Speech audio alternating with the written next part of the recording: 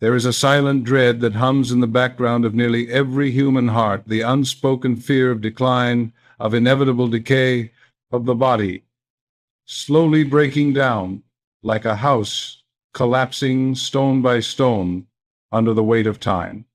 It begins quietly, with whispers in the mind. You are not as strong as you once were. Age is catching you. Illness runs in your family. The future holds only weakness. These suggestions, repeated by society, echoed in doctors' offices, reinforced by the stories of our parents and grandparents, enter the subconscious like seeds of poison, and the body obeys them. Wrinkles, fatigue, and pain become not only physical processes but mental programs, rehearsed and reproduced until the body itself is convinced it must grow frail. Many live under this shadow, believing they are powerless against the march of years, bound to decline, sentenced by heredity and circumstance. Yet Joseph Murphy dares to lift a light into this dark corridor. He asks us to challenge the hypnosis of inevitability, to consider that the body is not merely a prison of flesh, but a living temple built by the subconscious mind, and that the subconscious, directed by faith and vision, can rebuild what has been broken and restore what seems lost. He would remind us that decline is not a divine decree, but a human belief impressed upon the inner life until it hardens into experience. The body is obedient, it follows the mental image it is given. If you see yourself as frail, the subconscious produces frailty. If you see yourself as vital, the subconscious produces vitality. And so the question becomes, what image are you commanding your body to follow? The scriptures whisper of a higher law, a law of renewal, law of resurrection. The spirit of him that raised Jesus from the dead shall quicken your mortal bodies. Quicken means to enliven, to regenerate, to restore with new vitality. This is not a promise postponed until some distant afterlife. It is a present principle, a law of inner resurrection, active here and now. The same spirit that formed your body in the womb, cell by cell, organ by organ, is still within you, still building, still listening for the command you will give. To whisper, I am weak, I am dying, I am old, is to order the inner builder to dismantle. To whisper, I am strong, I am renewed, I am whole, is to call forth resurrection power, to instruct the body to regenerate. Imagine your body not as a house collapsing beyond repair, but as a temple whose stones can be reset, whose walls can be strengthened, whose light can be rekindled. The subconscious mind is the master builder, infinite intelligence the architect, and every word you speak with faith is a command issued to the workers within. Tonight, before sleep, when the conscious guard is lowered and the subconscious lies open, you can whisper into this temple and direct its work. Say, every cell of me is filled with divine life. My body is restored now. The subconscious will not argue, it will not delay, it will take the command and begin to obey. Thus, in this opening step of our journey, we confront the great fear of decline, not with denial, but with authority. You are not sentenced to collapse, you are invited to resurrection. The body may have shown signs of wear, but the spirit within you is timeless.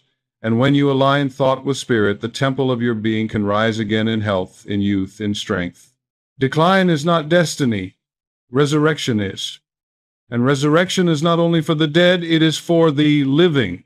The myth of biological finality has cast its shadow over modern thought, persuading countless men and women to bow before the seeming authority of heredity and cellular mechanics, as if genes were jailers and DNA the prison walls of destiny. From every corner of the scientific world comes the refrain, you are your biology. You cannot escape what your cells dictate. Your code is fixed and your story already written. And so the average person hearing this message repeated by experts and absorbed by culture resigns themselves to what they believe is unchangeable. They point to the diseases of their family tree and say, this is my fate. They look at the statistics of age and decline and murmur, This is my destiny. Yet Joseph Murphy breaks into this fatalistic narrative with the thunder of a higher law, declaring that you are not the passive subject of DNA, but the conscious co-author of your own biological story, and that thought itself is the true command center of life. He invites us to consider DNA not as an immutable sentence, but as a parchment waiting for new writing. Picture your genetic code as a scroll filled with lines upon lines of instruction, yet not sealed but open, its margins spacious, its text responsive to the pen of belief. If the pen writes with fear, guilt, and despair, the lines of sickness and decline lengthen. But if the pen writes with faith, love, and harmony, new lines of health and vitality appear.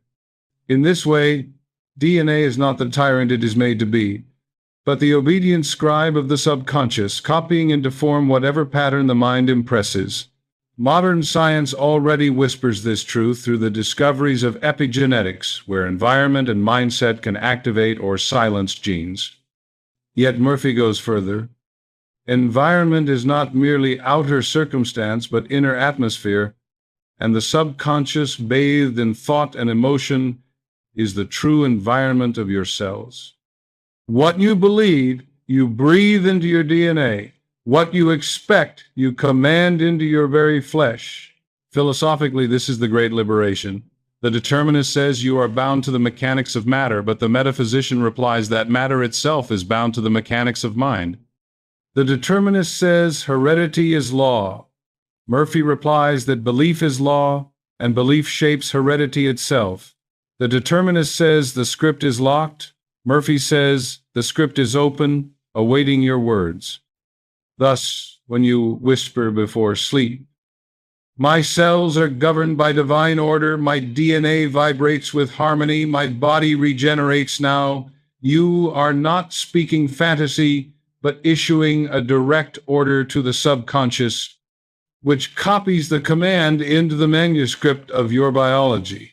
Consider the emotional shift this brings. Instead of approaching the body as a helpless passenger carried along by genetic currents, you approach it as captain of the ship, issuing commands to a crew that listens faithfully. The body is not a stubborn rebel. It is a loyal servant awaiting clear instruction. If you tell it, decay is inevitable, it obeys. If you tell it, renewal is mine, it obeys with equal fidelity. The choice of command is always yours. This truth instills not only hope but responsibility, for every idle word, every anxious declaration is heard and recorded by the subconscious. Murphy therefore urges us to become deliberate, to speak with authority, to write with intention upon the parchment of our being, so the myth of biological finality crumbles in the light of spiritual law. You are not chained to a past inscribed in molecules. You are free to inscribe a present and a future radiant with health, vitality, and renewal. Tonight, when the veil of sleep lowers and the subconscious is most receptive, do not rehearse the myth of decline. Whisper instead the declaration of freedom. I am more than biology. I am spirit commanding form. My DNA is the parchment, and my faith writes the script. The law of inner resurrection governs me now. And with these words spoken in quiet conviction, you awaken to the exhilarating truth that finality is illusion and regeneration is reality. Murphy's law of regeneration does not rest on vague optimism or poetic metaphor, but on the steadfast recognition that the subconscious mind is the ceaseless builder, the silent architect, the hidden physician of every tissue, nerve, and organ in your body. It is this vast intelligence that orchestrates the trillions of cellular transactions each moment, that maintains the delicate balance of blood chemistry, that heals a wound without your conscious awareness, that knits together a broken bone while you sleep.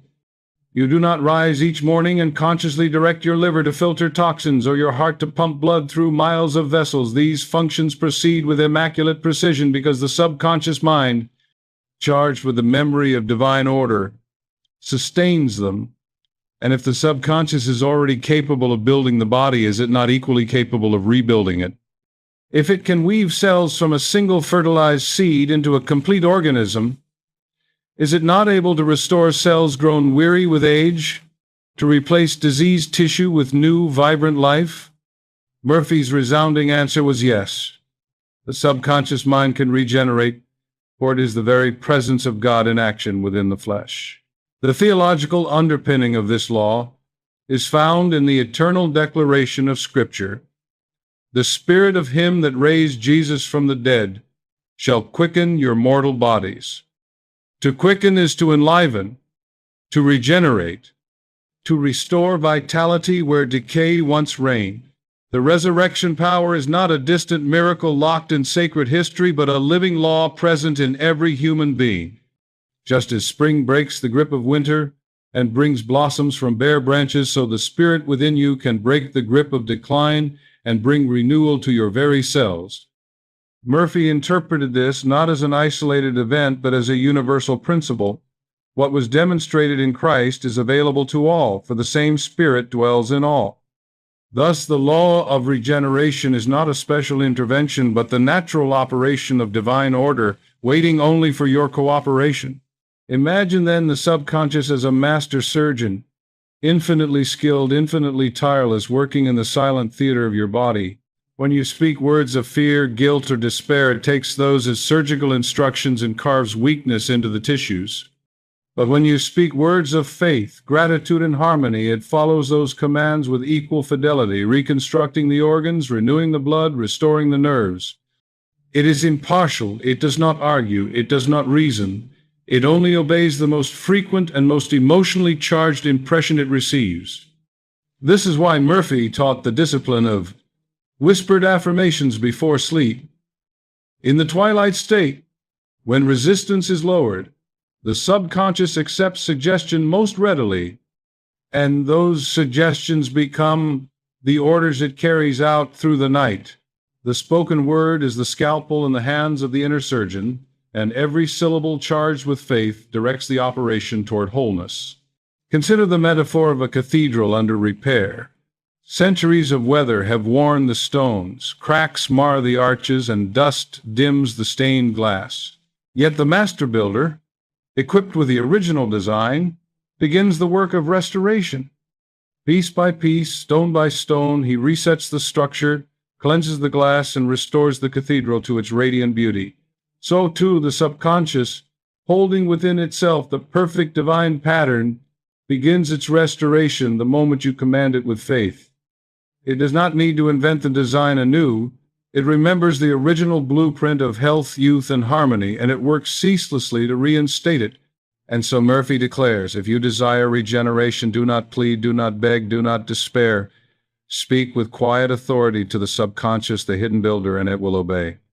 Whisper before sleep, the Spirit within me quickens my mortal body. Every cell is restored, every tissue is renewed. Divine life surges through me now. Say it not once, not timidly, but persistently, until the subconscious accepts it as law. For once accepted, the law of regeneration goes to work immediately, silently, irresistibly, restoring your body according to the perfect pattern. This is Murphy's law of regeneration, that what is impressed with faith upon the subconscious must inevitably be expressed in flesh, and that the Spirit which raised Christ from the dead still works in you, commanding yourselves to rise, to regenerate, to live again. From the very moment we are born, society begins whispering into our ears a subtle but relentless hypnosis. You are getting older. Life is a slow decline. With age comes weakness. Expect pain. Expect disease. Expect the dimming of faculties and the shrinking of possibilities. These suggestions come wrapped in humor sometimes, as when people joke about their age, but beneath the laughter lies fear. They come wrapped in authority when physicians, often without ill intent, pronounce decline as inevitable. They come wrapped in family stories when we hear again and again, your father suffered from this, your mother lost her strength early, it runs in the family, and the subconscious, ever receptive and never discriminating, absorbs these impressions and accepts them as law. The result is a life that bends beneath the hypnosis of aging, a body that begins to conform to the image repeatedly impressed upon it by the world. Joseph Murphy warned that this cultural hypnosis is one of the greatest obstacles to renewal, for what is rehearsed daily in thought becomes flesh. If every birthday is marked not with gratitude for life, but with dread of decline, the subconscious hears the dread and begins to etch it into the body. Wrinkles deepen not merely because of years, but because of expectation. Joints stiffen not only through use, but through the subconscious order impressed by fear of immobility.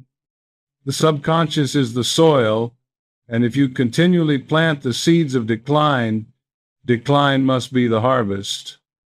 Murphy would say, stop hypnotizing yourself into decay. Stop rehearsing the lie of inevitability. Beneath the false program lies the eternal script of God, untouched, uncorrupted, awaiting only your command to reassert itself. To illustrate, imagine a manuscript of great beauty, its words luminous, its meaning profound, but left unattended in a damp room. Over years, rust from the ink bleeds across the pages. Mildew stains the margins, and readers conclude the text itself is ruined. Yet, if one dares to clean the parchment, the original brilliance emerges, unspoiled. So it is with the human body.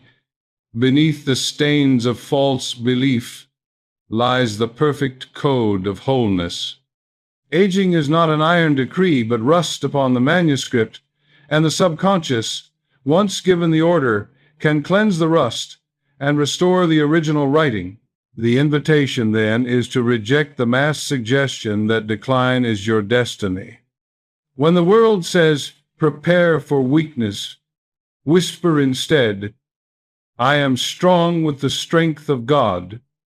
When society says, expect sickness, whisper, the healing presence restores me now. When family stories insist, this runs in your bloodline, whisper, the life of God flows in my blood. Divine order rules me. These whispered words, especially before sleep, penetrate the subconscious and begin to undo the hypnosis of decline. They are like oil dissolving rust, restoring clarity to the hidden script of vitality. Murphy would press upon his listeners that resurrection is not only for the afterlife, but for the body here and now. To awaken from the hypnosis of aging is itself a resurrection, arising from the tomb of false belief into the garden of truth. The cells are not deaf. They listen to the tone of your inner voice. Speak death, and they obey with decline. Speak life, and they obey with renewal. The myth of inevitable decay is powerful only because it is repeated. The repetition of truth charged with faith is infinitely more powerful. So tonight, when the suggestions of the world still echo in your mind, take back authority. Whisper not the chant of society, but the decree of spirit. I am renewed like the eagle. Every day I grow stronger, younger in spirit, freer in body. My cells obey the law of inner resurrection. As you fall asleep with these words, the subconscious receives them as the new law and begins at once to restore what fear had corroded. The rust fades, the manuscript shines, and the body, once bent beneath hypnosis, rises to reflect again the eternal pattern of God. If the first hypnosis is the suggestion that age must bring decay, the second and often more insidious hypnosis is the identity that forms around illness itself, what Joseph Murphy would call the illness identity.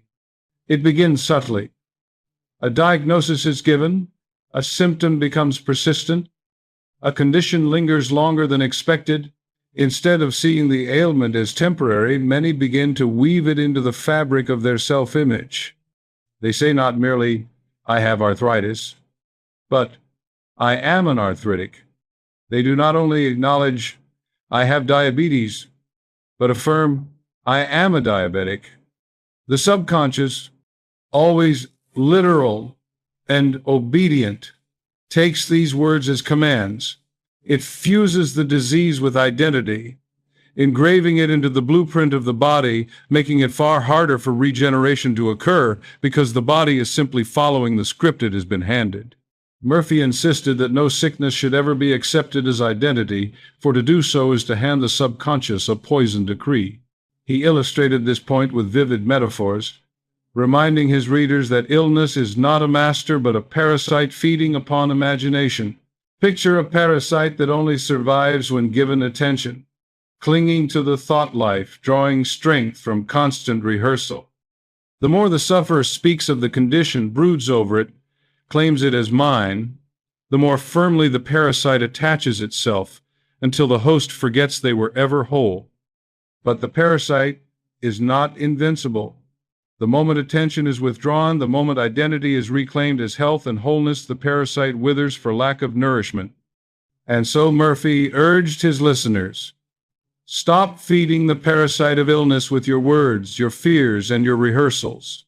Withdraw attention, affirm the truth, and the parasite must die. Philosophically, this reveals the crucial distinction between condition and essence. A condition may exist in the body, but it is not the essence of the soul. To identify with a condition is to mistake shadow for substance. The essence is divine, eternal, whole. The condition is temporary, a reflection of thought images impressed upon the subconscious. By refusing to equate self with sickness, you reestablish the sovereignty of essence over condition. When you whisper, I am whole, I am free, I am life itself, you are not denying the presence of symptoms. You are affirming the higher reality that commands the subconscious to dissolve the symptoms. You are reminding yourselves that their master is not disease but spirit, not heredity but infinite intelligence. Murphy also emphasized the role of repetition in forming identity. Just as a child becomes fluent in language by hearing words repeated daily, so the subconscious becomes fluent in sickness when it hears the same words rehearsed. My bad back, my weak heart, my fragile nerves. These are affirmations, though negative ones, and they sculpt the body accordingly.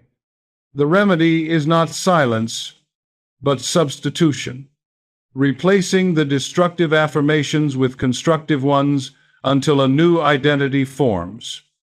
Whisper nightly, my back is strong, my heart is steady, my nerves are calm. Every cell responds to divine order. With time, the subconscious accepts the new language, and the body begins to express it. The illness identity is replaced with the wholeness identity, and regeneration follows naturally. Theologically, this is nothing less than the call of Christ. Lazarus, come forth! Lazarus was bound not only by grave clothes, but by the identity of death itself. Yet at the command of the word he rose, shed the wrappings, and walked into life. So too the body bound by the identity of sickness can rise when commanded by faith. When you whisper, I am not this sickness, I am life everlasting, the spirit of resurrection dwells in me now, you are speaking the same command into your subconscious, and the cells, like Lazarus, respond. The grave clothes of false identity fall away, and the body begins to walk in newness of life. Therefore, the invitation is urgent. Release the illness identity. Stop calling sickness mine. Stop rehearsing the story of decline. Begin tonight, before sleep, to whisper with quiet certainty, I am not this condition. I am spirit clothed in life. My body is obedient to divine law. Every cell regenerates. Every organ is renewed. Every function is restored. Let these words become your identity, and the subconscious will reshape the body to match. For the illness identity is a parasite, but the identity of wholeness is resurrection itself, and resurrection is the law of your being, waiting only for the command of your faith. When the veil of cultural hypnosis is torn away, and the false identity of illness is discarded, The soul stands at the threshold of revelation, that there exists within every human being a hidden reservoir of power, a spiritual spring that once tapped can flood the body with renewal. Joseph Murphy called this the revelation of resurrection power within, not a doctrine preserved for Sunday sermons or distant creeds, but a living law woven into the fabric of life itself. He would remind his readers that resurrection is not an event chained to the pages of history, nor a miracle reserved for saints, but a principle available to every person, every moment, every cell. The very Spirit that raised Christ from the tomb dwells in you, and that Spirit is not dormant. It is not waiting for some far-off moment. It is alive now, eager to quicken, to regenerate, to restore your mortal body with vitality. Consider the metaphor of seeds buried in the frozen ground of winter. To the eye they appear dead, lifeless, forgotten. Yet the instant spring arrives, the hidden power within them bursts forth, pushing through the soil, reaching for light, transforming barrenness into bloom. In the same way, the power of resurrection lies dormant in the subconscious, waiting for the warmth of faith to awaken it. The body may feel frozen in decline, the organs heavy with fatigue, the cells dulled by years of misuse, but at the whisper of truth, at the suggestion of divine order, the hidden seed stirs. It is not creation from nothing, it is awakening from slumber. Just as the oak is already present in the acorn, so wholeness is already present in the soul, waiting for the conditions of belief to call it forth. Murphy pointed again and again to the scriptural promise. The Spirit of him that raised Jesus from the dead shall quicken your mortal bodies. To quicken is to vivify, to electrify, to infuse with the spark of life. He urged his listeners to meditate on this verse, not as poetry, but as law. If the Spirit can raise the dead, surely it can restore the living. If it can breathe life into a body stilled in the grave, it can breathe vitality into a body weary but still standing. Resurrection power is not limited by degree. It is absolute, impartial, inexhaustible.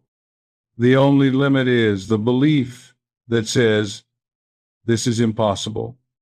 Remove the belief, whisper the command, and the law of resurrection rushes into action. Visualize, if you will, a golden current flowing through every cell of your being. Imagine it as radiant light, shimmering like liquid sunshine, coursing through your bloodstream, illuminating your organs, electrifying your nerves. This current is not fantasy, but symbol, a way for the conscious mind to speak to the subconscious in the language it understands, imagery and feeling. As you whisper before sleep, the resurrection power flows through me now. See this golden current touching every dormant cell, awakening it, commanding it to live. Feel warmth spreading through your body, peace calming your mind, strength returning to your limbs. The subconscious, receiving both word and image, begins its silent work, orchestrating renewal in obedience to the law.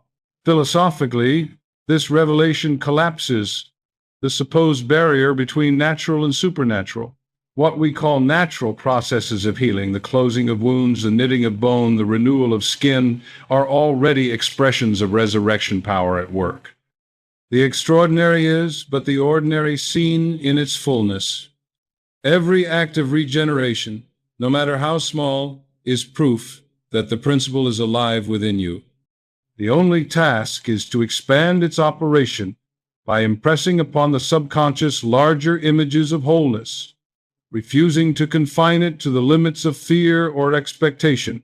So tonight, let the ritual be simple yet profound.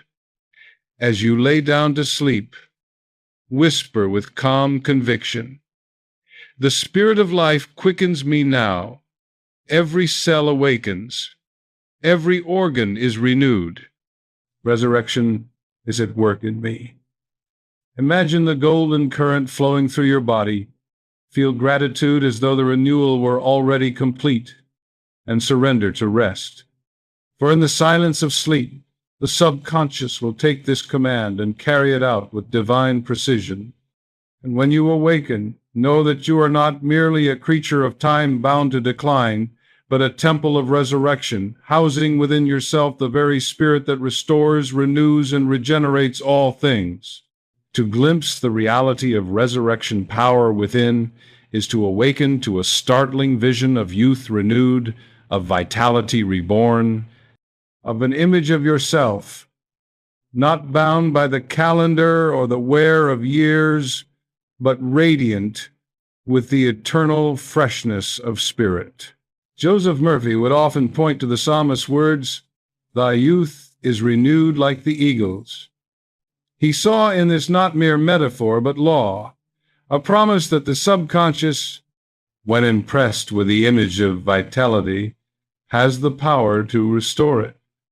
He reminded his listeners that age is largely an inner conviction, a script rehearsed and reinforced until the body mirrors it. How often have you seen one man at 60 lean, strong, and vibrant, while another at 40 walks bent and weary? The difference lies not only in diet or habit, but in belief, for the subconscious obeys the dominant image. If the image is one of decline, decline follows. If the image is one of youth and strength, the body finds ways to express it. Murphy urged his students to replace the image of frailty with the image of eternal youth. Not youth as vanity, nor youth as the shallow desire to deny the passing of years, but youth as the essence of renewal, the freshness of spirit made visible in flesh. He taught them to visualize themselves walking tall, breathing deeply, radiating energy, their faces glowing with peace. He asked them to whisper before sleep, "I am renewed day by day. The life of God restores my youth. Every cell of me sings with vitality." These words, coupled with the image of strength, are impressed upon the subconscious, and the subconscious, like a faithful builder, begins its work of restoration. Consider the metaphor of a spring hidden beneath layers of dust. For years it lies forgotten, covered by debris, assumed to have dried up. Yet when the dust is swept away, the water gushes forth as pure and fresh as the day it first appeared. So too the spring of youth within you has never dried up. It is only obscured by false beliefs, by the hypnosis of decline, by the dust of fear and resignation. When you sweep these away with affirmations of life and images of renewal, the spring bursts forth again, washing through your body with vitality. The freshness you thought lost was never lost at all. It was waiting, hidden beneath the rubble of suggestion, ready to flow the moment you cleared the way. Philosophically, this reveals the profound distinction between chronology and consciousness. Chronology measures years on a clock, but consciousness measures vitality in spirit. You may have lived 40 or 80 years by the calendar, but the true measure of youth lies in the images impressed upon the subconscious. A mind convinced of decline will age a body prematurely. A mind saturated with resurrection images will keep the body supple, vibrant, and strong. Murphy insisted that the subconscious does not keep calendars, it does not know time, it only knows suggestion, and it expresses whatever it is given. If you continually suggest decline, it expresses decline. If you continually suggest renewal, it expresses youth. This is why Murphy pointed to the simple but powerful practice of daily affirmation.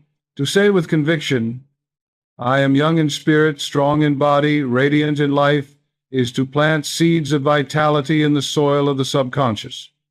To picture yourself rising each morning refreshed, to feel gratitude as though it were already so, is to water those seeds with faith. Over time, the harvest must appear, for the law is unfailing.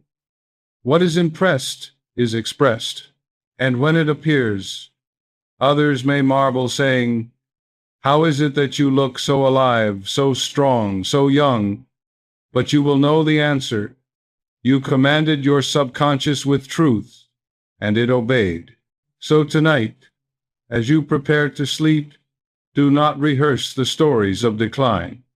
Do not whisper, "I am getting old. I am worn out. I am losing strength."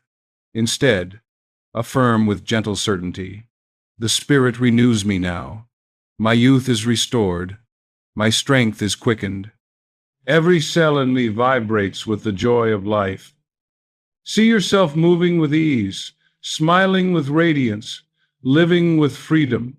Let this image be the last impression upon your mind as you drift into slumber.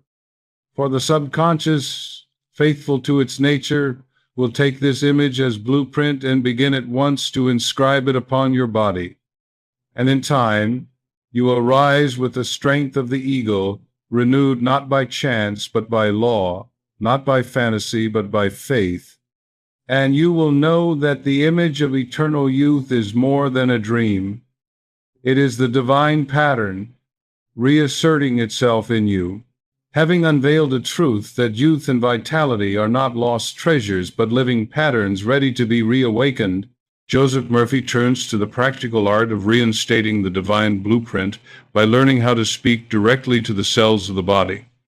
He taught that every cell is alive with intelligence. Every atom is obedient. Every nerve and tissue is attuned to the commands of the subconscious mind. The body is not a random collection of biological fragments. It is a kingdom, an orderly empire governed by law, where the subconscious reigns as sovereign and the conscious mind acts as herald, issuing decrees. Too often the herald proclaims words of fear, words of weakness, words of resignation, and the kingdom obeys with decay. But Murphy urges us to reclaim our authority, to speak as children of God endowed with creative power, and to issue commands of renewal, healing, and harmony. To speak to your cells is not superstition but spiritual law, for the subconscious receives every word clothed in feeling and transmits it to the body as command. Consider the metaphor of a great orchestra tuning its instruments before a performance. If the conductor waves his baton aimlessly, the violins screech, the horns falter, the percussion pounds without rhythm. Yet when the conductor lifts his hand with clarity, authority, and confidence, the chaos subsides into harmony, every instrument aligning with his intention. So too are your cells like instruments awaiting the baton of your thought. If you command discord by repeating, "I am weak, I am sick, I am tired," they play a discordant tune and the body sinks into disharmony. But if you whisper with faith, every cell responds to divine order, every cell vibrates with life, every cell sings the song of health, then the orchestra of your body begins to play in perfect rhythm once more, and the music of vitality fills your being. Murphy was relentless in reminding his listeners that the subconscious never debates. It does not stop to ask whether your words are logical or whether they conform to the so-called evidence of the senses. It accepts the repeated, emotionally charged command as true, and it works day and night to bring it into manifestation. This is why he insisted on the discipline of whispered affirmations at the gateway of sleep. In that drowsy interval, the conscious critic is subdued, and the subconscious, open and receptive, accepts suggestion most readily. If you whisper in those moments, "My body is filled with light, my cells obey divine law, my tissues are renewed by spirit," then through the night, while you rest, the subconscious inscribes these words into the very code of your being. It is as though you had handed the inner builder blueprints of perfection, and he sets about the work immediately, without delay. Theologically, this practice rests on the ancient truth that life and death are in the power of the tongue. Words are not idle sounds. They are carriers of power, vessels of spirit, commands to the unseen forces that shape your life. When you whisper health, you release health. When you whisper weakness, you release weakness. The cells of your body hear your inner voice more clearly than any physician's diagnosis, and they obey it with absolute fidelity. To speak to them is to address the Spirit of God dwelling in them, for it is that Spirit which animates their life. Thus, when you whisper, "Every cell of me is obedient to the Spirit of God. Every strand of DNA reflects divine harmony," You are invoking not fantasy, but the eternal law of cause and effect, and the subconscious faithful servant of spirit carries it out. So tonight, take up the role of conductor, king, commander, and shepherd of your inner kingdom. Whisper with tenderness, but with authority. Every cell hears me now. Every cell vibrates with divine life. Every cell is restored and renewed. Do not strain, do not plead, but speak with serene confidence, as one who knows that the law must obey. See in your imagination the cells glowing, aligning, harmonizing, like musicians tuning to a perfect chord. Feel gratitude rising in your heart, the assurance that the command has been received and is already being fulfilled. Then surrender to sleep, knowing that through the silent hours, your subconscious, the divine surgeon, the master builder, is carrying out your words, regenerating your body in exact obedience to the decree you impressed upon it. For to speak to your cells is to speak to the temple of God, and the temple always responds when addressed with faith. To speak to your cells with conviction is to exercise the law of the word itself, the immutable principle that the subconscious executes the spoken decree without hesitation or delay, for it cannot distinguish between truth and falsehood, only between command and silence. Joseph Murphy again and again reminded his listeners that words, clothed in belief, are not mere vibrations of air, but spiritual forces that shape substance. Scripture affirms, life and death are in the power of the tongue. And Murphy unveiled this not as a poetic flourish, but as a precise statement of psychological and spiritual law. Every word you speak inwardly or outwardly is heard by the subconscious, and the subconscious, impartial and tireless, translates it into form. When a man mutters daily, "I am sick, I am frail, I am cursed by heredity," he is issuing a decree that the inner builder must obey, and the cells conform. But when that same man whispers in faith, "I am strong, I am healed, I am filled with divine vitality," then the subconscious hears a new law, and the cells, as faithful servants, shift their function to align with it. Imagine for a moment the subconscious as a vast court of scribes, each ready to copy into the book of your body whatever words are delivered from the throne of consciousness. If the throne speaks confusion, the scribes inscribe confusion. If the throne proclaims harmony, the scribes write harmony into every tissue. The law of the word is absolute. The scribes never question the order, they only copy and execute. This is why idle chatter and careless self-condemnations are so dangerous, for the subconscious does not treat them as jokes, but as commands. How many times do people say, "This kills me, this makes me sick, I'm falling apart," not realizing that each phrase is being faithfully written into their inner book of life?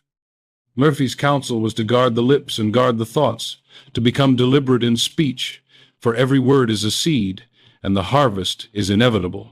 The practice he urged was simple yet profound, to make the spoken word an instrument of deliberate creation, especially in the twilight state before sleep. In those sacred minutes, when the conscious guard is lowered, the word enters unopposed into the soil of the subconscious. Whisper softly, but with authority. My words are creative. Every cell of me responds to divine command. I speak life, and life appears. I speak renewal, and my body obeys. Do not rush, do not babble. Let the words fall gently like drops of oil upon still water, spreading their influence through the subconscious with quiet power. Feel the resonance of each phrase. Imagine the cells responding like soldiers standing at attention, and then surrender to sleep in peace. Theologically, the law of the word is inseparable from the mystery of creation itself. In the beginning was the Word, and the Word was with God, and the Word was God. The same Word that called galaxies into being, that sets stars in their orbits and seas within their boundaries, is the principle that dwells in you, shaping your body and your destiny. To speak with faith is to echo the creative act of God, to align your personal word with the divine word, and to watch as creation unfolds in your very flesh. This is why Murphy insisted that prayer is not begging but commanding, not pleading but declaring. To beg is to affirm lack, to declare is to affirm law, and the law always responds to declaration. So take heed, do not let your lips be careless instruments of decay, but sanctify them as channels of life. Tonight, as you lie in the silence before sleep, let your final whisper be deliberate and alive. The word I speak is the word of God within me. Every cell hears me and obeys. My DNA inscribes health. My body reflects harmony. My spirit commands renewal. Feel the authority of these words as though already fulfilled. See the cells glowing with obedience, and trust that the scribes of the subconscious are already copying them into the manuscript of your being. For the law of the word is unbreakable. What you declare with faith, you will see. And so, speak life, and life will answer. Speak resurrection, and resurrection will rise within you. Having established that the spoken word is law to the subconscious, Joseph Murphy now guides us into the deeper mystery of fusing imagery with affirmation, the practice he often described as the healing whisper. Words alone, when muttered without feeling or vision, may skim the surface of the subconscious like stones skipping across a pond, leaving only faint ripples. But when words are clothed in imagery and saturated with emotion, they sink deep into the fertile soil of the inner mind and take root as living seeds. Murphy taught that the subconscious is impressionable through pictures more than through logic, through symbols more than through syllogisms, through imagination more than through argument. To whisper, I am whole, while picturing yourself frail and defeated, is to send conflicting signals to the inner builder. But to whisper the same phrase while vividly imagining your body radiant with health, your cells glowing with light, your nerves singing with harmony, is to hand the subconscious a blueprint so clear that it cannot resist. The subconscious, impartial and obedient, takes the blueprint and builds accordingly. Visualize the moment before sleep, that golden threshold where the conscious mind grows drowsy and the subconscious stands watchful, ready to accept without debate.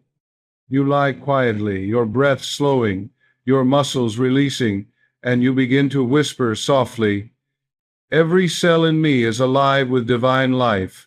I am whole, I am renewed, I am free. As you speak, you see in your inner vision a current of golden light flowing downward from the infinite, entering through the crown of your head and filling every organ, every tissue, every atom of your being. You imagine this light as liquid resurrection, dissolving pain, repairing damage, awakening dormant cells. You feel warmth spreading through your body, a tingling of energy, a deep peace. The whispered words and the glowing image merge, and together they impress the subconscious with irresistible authority. And as you drift into sleep, the subconscious continues the work, knitting the pattern of your vision into the very fabric of your body. Murphy likened this to painting a picture for the inner builder. A builder does not construct a house without a plan. He requires a clear design, drawn in detail, showing the dimensions, the angles, the features. Words alone are like vague instructions. Build something good. But words united with imagery are like a detailed plan. Build this house with this roof, these windows, this garden. The subconscious, seeing the plan, sets to work immediately, summoning all inner resources to execute it. This is why visualization is indispensable. It provides the subconscious with a precise image to reproduce. When you combine it with a whispered affirmation, you not only give the plan but seal it with authority, ensuring that the blueprint is carried out. Theologically, this is a reenactment of the divine act of creation. God did not merely say, "Let there be light," as empty syllables. He envisioned light. He willed light. He felt the reality of light, and the universe obeyed. In the same way, your whispered word, when infused with vision and feeling, becomes creative.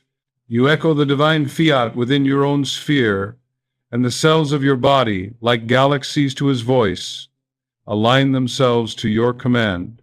Murphy would say, "The word is the seed, the image is the soil, the feeling is the sunlight. Together they produce the harvest." So the practice of the healing whisper is both simple and profound. Relax your body, quiet your mind, whisper words of life, and at the same time imagine your body as already whole. See yourself walking with ease, smiling with radiance, living with freedom. Feel the gratitude as if it were already accomplished. Then release the image to the subconscious as you surrender to sleep, knowing that the inner builder has received the command and is already at work. Night after night, as you persist in this ritual, the subconscious will etch the new pattern deeper and deeper into your cells until the outer body conforms to the inner blueprint. This is the healing whisper, not a desperate plea, but a quiet decree, a merging of word, image, and feeling into the law of resurrection, commanding your cells to regenerate. Yet Joseph Murphy did not stop at the healing whisper alone, for he understood that the subconscious, like a child lulled to sleep by a bedtime story, responds not only to isolated words but to entire narratives, to vivid scenes that it cannot distinguish from reality. Thus, he taught the art of creating a mental movie of renewal, a practice in which the seeker, before surrendering to sleep, constructs in the theater of the imagination a scene of health, strength, and vitality, so convincing, so emotionally charged, that the subconscious accepts it as fact and sets about orchestrating its expression. Words are seeds, but pictures are landscapes, and when words and pictures merge, they form a script that the subconscious must enact. Imagine this. You are lying upon your bed, the weight of the day dissolving, the conscious guard lowering its defenses. Instead of replaying the scenes of worry, pain, or failure that so often haunt the mind at night, you deliberately construct a new story. You see yourself rising in the morning, your body light and strong, your face radiant with peace, your movements free and fluid. You picture yourself walking through the day with energy, climbing stairs with ease, laughing with loved ones, accomplishing your work joyfully. You allow yourself to hear the voices of others saying, "You look wonderful, you seem renewed. What has changed in you?" And in that imagined scene, you feel gratitude swelling as though it were already accomplished. The body does not know it is fantasy. The subconscious accepts it as blueprint, and the cells begin their quiet labor to reproduce it. Murphy pointed out that just as the subconscious cannot distinguish between a real wound and an imagined one, as demonstrated in hypnosis experiments, where a subject develops blisters when told they have been burned, so it also cannot distinguish between an imagined healing and a real one. If the picture is vivid enough, if the emotion is strong enough, the subconscious accepts it as reality and manifests it. He therefore urged his students to stop rehearsing sickness in their minds and instead rehearse health. Stop replaying scenes of limitation and instead replay scenes of freedom. He knew that what you dream repeatedly in imagination becomes what you live inevitably in the flesh. Philosophically, this practice reveals the unity of imagination and faith. Faith is not blind wishing, but the substance of things hoped for, the evidence of things not seen. To imagine vividly, to feel deeply, is to hold the evidence of the unseen in the heart. The subconscious, receiving this evidence, builds the unseen into the seen. The mental movie, therefore, is not childish fantasy, but adult creation, the deliberate use of imagination to command the law of life. Theologically, the mental movie aligns with Christ's teaching. When you pray, believe that you receive, and you shall have. To believe you receive is to imagine and feel it as already true. The prayer is not a plea for some distant favor, but a rehearsal of the fulfilled condition. When you whisper, "I am healed," and simultaneously see yourself walking with vigor, feel the joy of freedom, hear the laughter of celebration, you are praying as Christ taught, and the subconscious, which is the Father within, answers without fail. So let this practice become your nightly ritual. As you drift towards sleep, write and direct a movie of renewal. Cast yourself not as the victim, but as the victor, not as the patient, but as the healed. Let the scene be simple but vivid, and play it again and again until you feel it as real. Whisper affirmations as dialogue in a scene. See the light of health as the setting. Feel gratitude as the soundtrack. Then surrender to sleep, confident that the subconscious has accepted the script and begun the performance. For in the theater of the inner mind, every movie rehearsed becomes the reality expressed, and the law of resurrection ensures that the cells of your body, obedient actors, will play their roles faithfully until the scene of wholeness appears upon the stage of your life. The more deeply one reflects on the mystery of the subconscious, the more apparent it becomes that it is nothing less than the inner physician, the silent healer, the divine intelligence laboring ceaselessly within the sanctuary of the body. Joseph Murphy taught that every process of repair, every act of growth, every function that sustains life is directed by this hidden physician, which never slumbers, never tires, never ceases its ministry of care. You cut your finger, and without a single command from the conscious mind, cells multiply, tissues knit, skin closes, and health is restored. You eat, and digestion proceeds in perfect order. Nutrients are distributed, waste is removed, and balance is maintained without the slightest conscious effort. The same intelligence that once formed the heart and lungs in the secret silence of the womb now beats that heart and fills those lungs, not by your conscious will, but by the subconscious law of life. This physician knows how to mend, how to replace, how to regenerate, but it always obeys the impression it receives. If the conscious mind supplies fear, resentment, or despair, the subconscious receives those as commands and sabotages its healing work. But when the conscious mind supplies faith, gratitude, and life-affirming images, the subconscious multiplies them into health.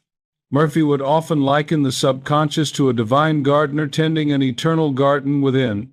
If the seeds of sickness are planted by constant focus on disease, the gardener waters them faithfully and produces weeds of disorder. But if seeds of health, harmony, and vitality are sown through affirmations, prayers, and visualizations, the gardener waters those too, and a harvest of wholeness springs forth. The gardener does not discriminate. It only tends what is planted.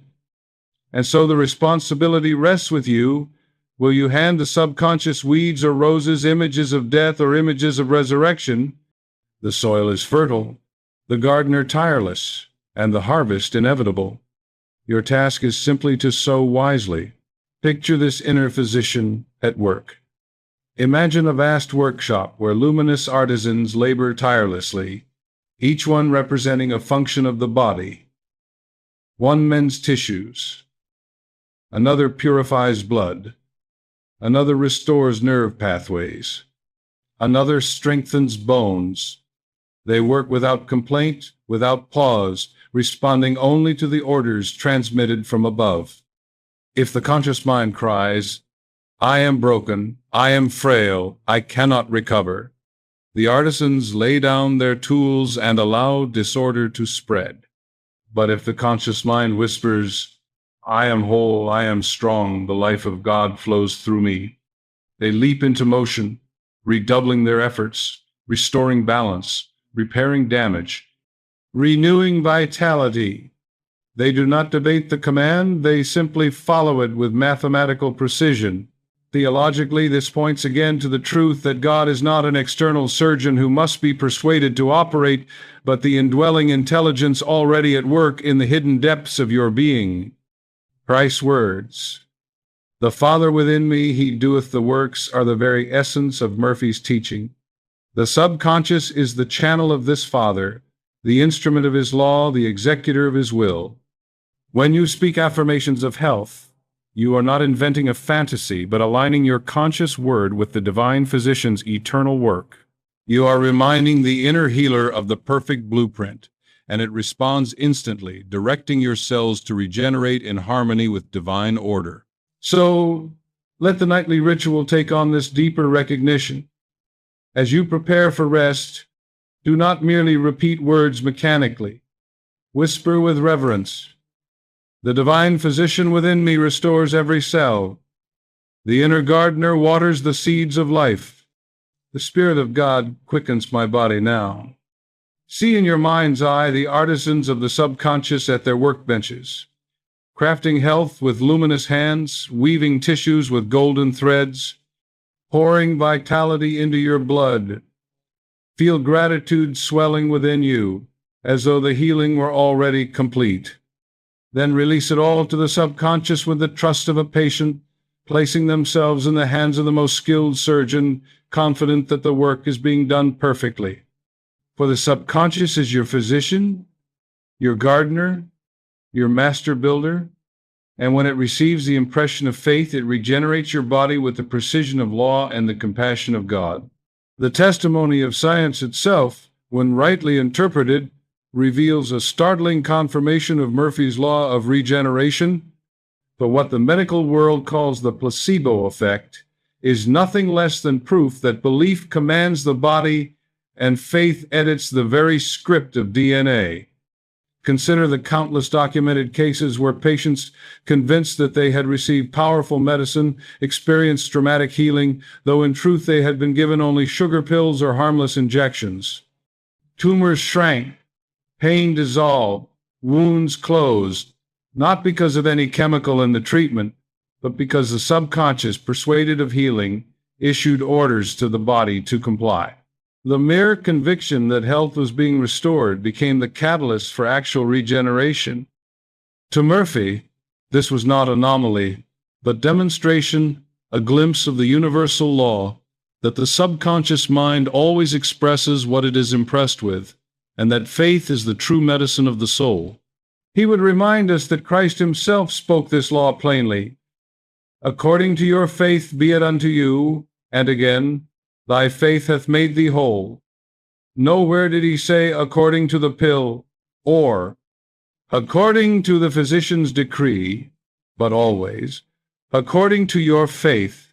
The healing was not bestowed from without, but released from within.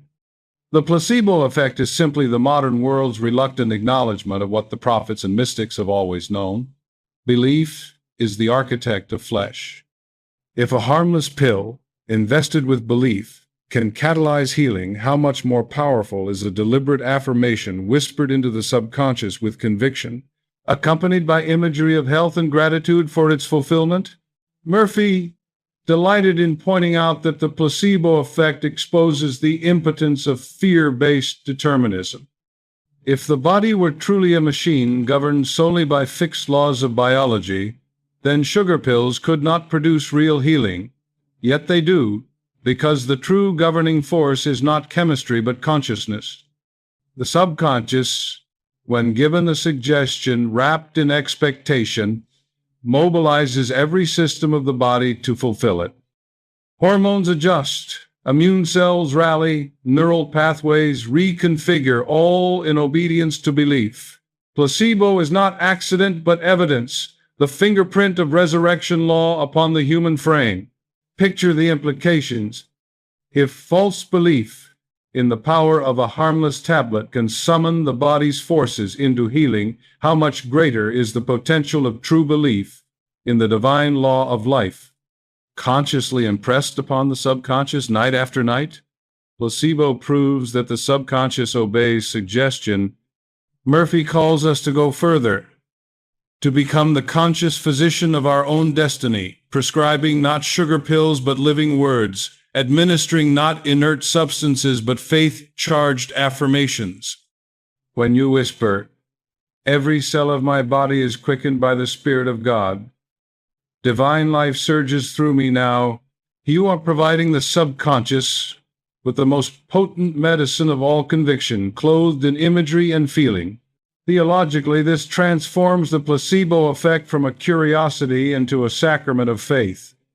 It reveals that God has already placed within you the machinery of renewal, waiting only for your agreement to activate it.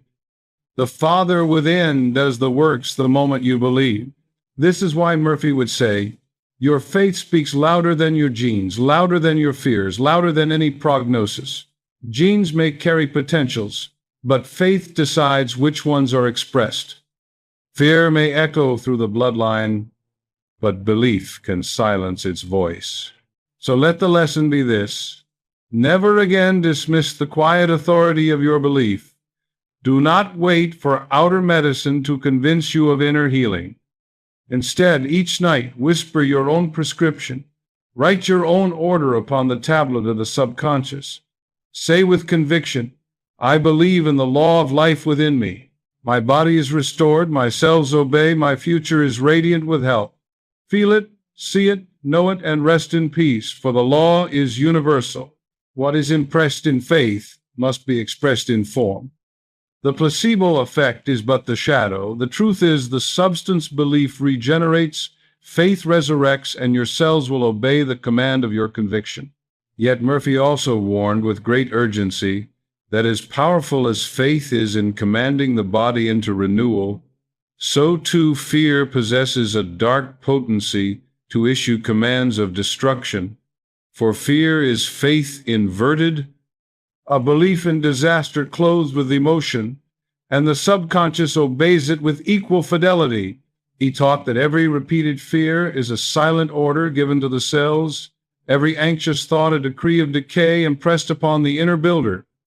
A man who constantly mutters, I am afraid of sickness, I am afraid of failure, I am afraid of what runs in my family, is like a commander ordering his own troops to lay down their arms, abandon their posts, and let the enemy march unhindered into the city. The subconscious, impartial and uncritical, hears the command and obliges. It produces in the body the very symptoms feared, weakens the immune system, drains vitality, and even arranges external circumstances to mirror the inner terror. This is why so often what people dread most seems to arrive at their doorstep. Their fear has rehearsed the image so vividly that the subconscious, compelled to express, has brought it forth. Murphy countered this destructive cycle by insisting on the deliberate substitution of fear with faith. Fear says, I expect death. Faith says, I command life. Fear whispers, decline is inevitable. Faith proclaims, renewal is eternal. Fear rehearses failure. Faith rehearses triumph. And because the subconscious always obeys the strongest and most frequently impressed suggestion, whichever voice is repeated with emotion will inevitably prevail. This is why he urged his students to meet fear head-on, with affirmations of life, not passively but decisively, to uproot the poison and plant the antidote. When a fearful thought arises, what if I grow weaker? What if disease takes hold? The immediate response must be, I dissolve fear now. The life of God flows through me. My body is filled with strength and courage. Repeated often enough, the new declaration overwrites the old program, and the subconscious begins to express health instead of decline. Consider the metaphor of a field. If weeds of fear are allowed to spread unchecked, they choke the life from the soil until nothing wholesome can grow. But if the farmer uproots the weeds and plants wheat in their place, the soil, impartial as always, nurtures the wheat as faithfully as it once nurtured the weeds. The soil does not argue, does not discriminate, does not ask whether it is feeding weeds or wheat. It simply nourishes what it is given. So too the subconscious does not question whether fear or faith is noble or ignoble. It simply expresses the seed sown. The work of the wise is therefore to stop sowing weeds and to deliberately sow the golden seed of truth. Theologically, this is the essence of resurrection faith. The angel at the tomb declared, Fear not, for fear is the great thief of life, while faith is the law of rising. Every command of fear is a little burial. Every command of faith is a little resurrection. To whisper in the silence of night, I am filled with divine courage. The spirit of life dissolves all fear in me now, is to roll away the stone from the tomb of your cells and allow resurrection to proceed unhindered. So let this practice become habitual. When fear arises, replace it instantly with faith. When dread whispers decline, counter it with the decree of life. Each night before sleep, whisper with conviction, I dissolve all fear, I embrace life. Every cell in me is filled with courage, vitality, and divine order.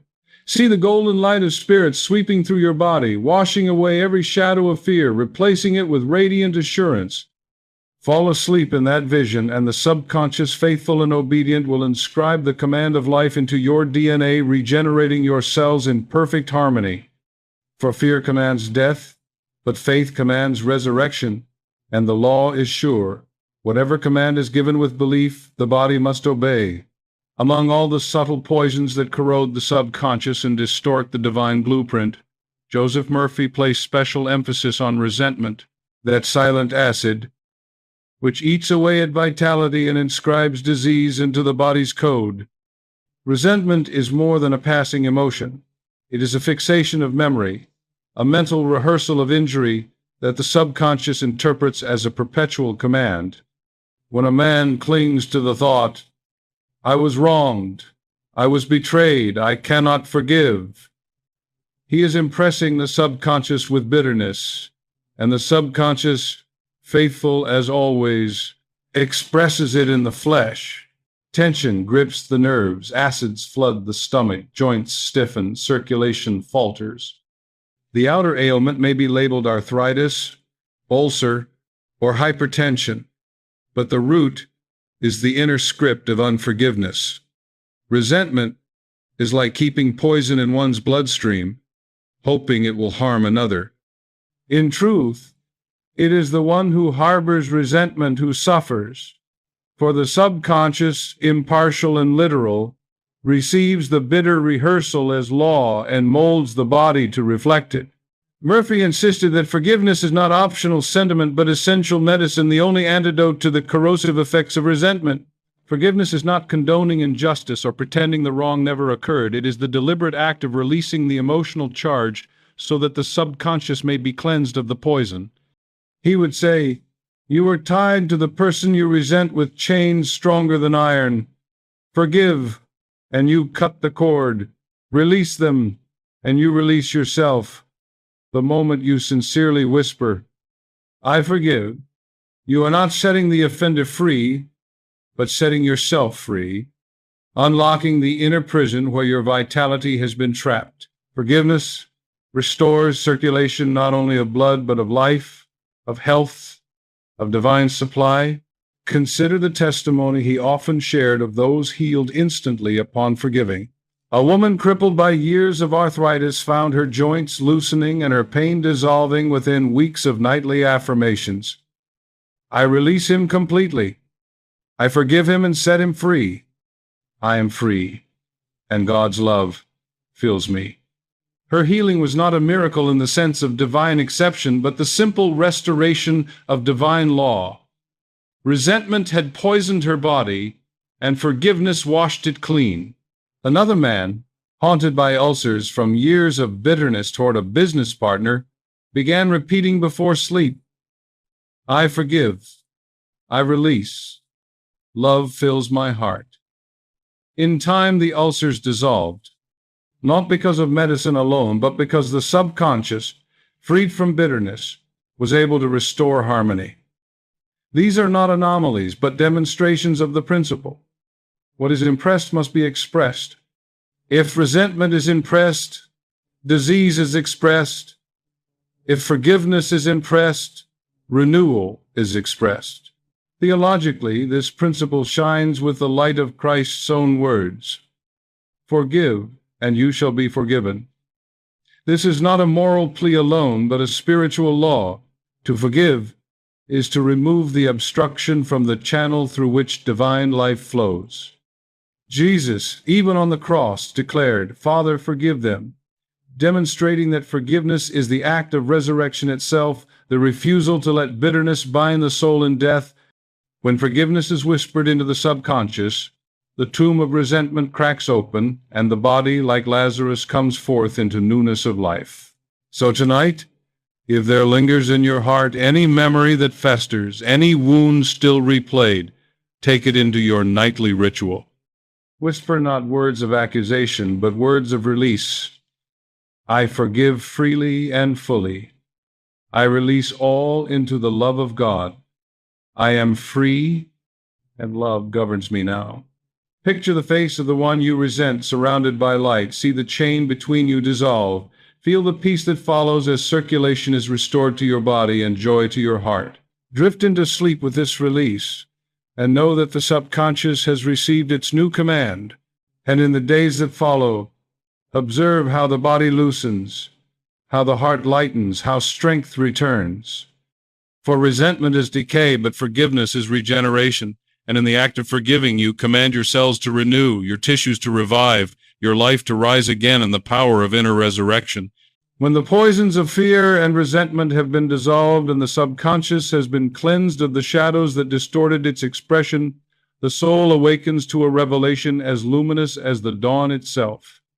That the new self is not something laboriously built from fragments of brokenness, but something eternally present, waiting to be revealed. Joseph Murphy proclaimed that regeneration is not the invention of a new being, but the unveiling of what has always been hidden beneath the veils of false belief. The divine blueprint of perfection, written by infinite intelligence, is indestructible. It cannot be erased by heredity. It cannot be destroyed by time. It cannot be annihilated by disease. It may be obscured. It may be forgotten. It may be overlaid with years of fear and doubt, but it remains intact, like the sun behind clouds, radiant and unchanging. Thus, to command your cells to regenerate is not to impose an alien idea upon them, but to remind them of what they have always known, that their true pattern is harmony, their true essence is vitality, their true origin is God. Philosophically, this realization dissolves the tension between determinism and freedom. You are not bound by an iron destiny scripted by DNA, nor are you condemned to invent your future from nothing. Rather, you stand at the intersection of eternal design and conscious choice. The eternal design is the blueprint of perfection, already written, eternally available. Conscious choice determines whether you align with that design or continue rehearsing the corrupted copies of fear. To say, "I am whole," is not to manufacture wholeness, but to choose alignment with the original script. To say, "I am renewed," is not to deny time, but to invoke timelessness. To say, "I am strong," is not to boast, but to affirm what infinite spirit has already implanted in your being. Freedom lies not in rejecting the divine plan, but in reasserting it, claiming it, embracing it as your present reality. Murphy often illustrated this truth with the metaphor of a software system corrupted by viruses.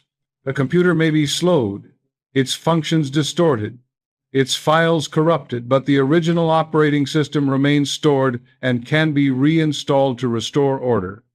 Likewise, the subconscious may have been programmed with false images, negative emotions, destructive affirmations, but beneath it all, the divine operating system remains untouched. When you speak words of truth, when you visualize harmony, when you feel gratitude, you are in effect reinstalling the original program, erasing the malware of fear, resetting the system to its pristine design.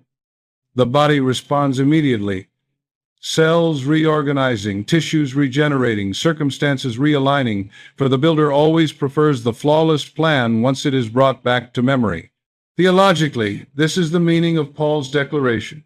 Be ye transformed by the renewing of your mind. Transformation is not the creation of something foreign, but the unveiling of what has always been. Renewal is not fabrication, but remembrance. To renew the mind is to remind the subconscious of its true orders. to call forth the image of God already imprinted within. This is why Murphy insisted that no one is beyond regeneration, no matter how many years have passed or how deep the sickness has gone. The divine pattern is eternal, and the moment you affirm it with conviction, the subconscious responds and renewal begins. So let this truth be your declaration tonight. You are not building a new self from scraps. You are revealing the self that has always been whole.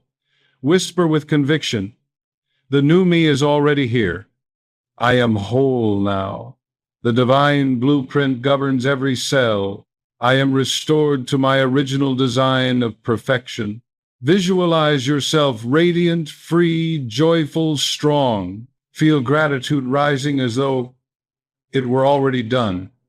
Then rest, knowing that the subconscious has received the order and is faithfully executing it, not as something foreign, but as the reassertion of your true self.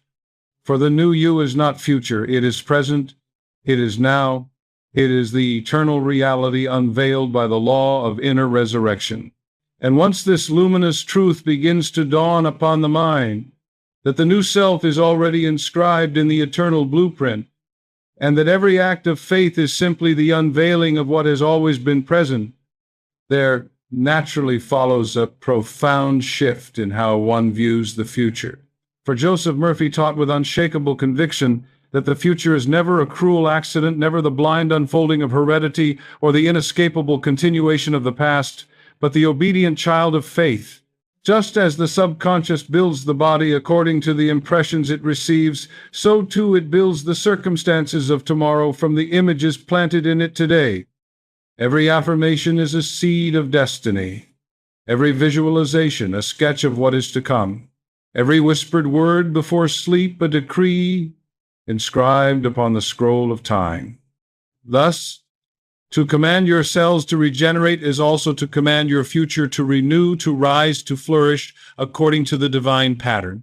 Murphy would often use the parable of the farmer, reminding his listeners that no farmer plants corn and then expects to reap thorns, no wise sower scatters weeds and then prays for wheat. The soil does not argue with the seed, it simply reproduces in kind. In the same way, the subconscious, that eternal soil of the soul, never argues with the seeds of belief planted within it.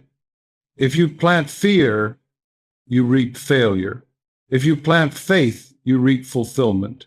If you plant images of decline, the future obligingly arranges itself as decline. If you plant images of renewal, the future cannot help but manifest renewal. The soil of the subconscious is always fertile. What matters is the quality of the seed. Think of destiny not as a fixed script, but as a canvas stretched wide before you, awaiting the strokes of your imagination. If you paint in grays and shadows, convinced that tomorrow must be an echo of yesterday, then the picture will reflect that gloom. But if you take up the brush of faith and dip it in the colors of gratitude, joy, vitality, and abundance, then the canvas will glow with light, and your life will gradually conform to that radiant image. The subconscious, impartial as ever, is the painter who fills the canvas with whatever colors the conscious mind supplies. The future, therefore, is not a tyrant looming over you, but a servant awaiting your instruction. Theologically, this principle resonates with Christ's teaching. According to your faith, be it unto you. He did not say, according to your heredity, according to your circumstances, according to your statistics, but always according to your faith. Faith is the seed that writes the future, the spiritual DNA that codes tomorrow's events. Murphy explained that when you whisper before sleep, "My path is guided, my body is whole, my future is radiant with life," you are not making idle wishes, but programming your subconscious with orders it must carry out.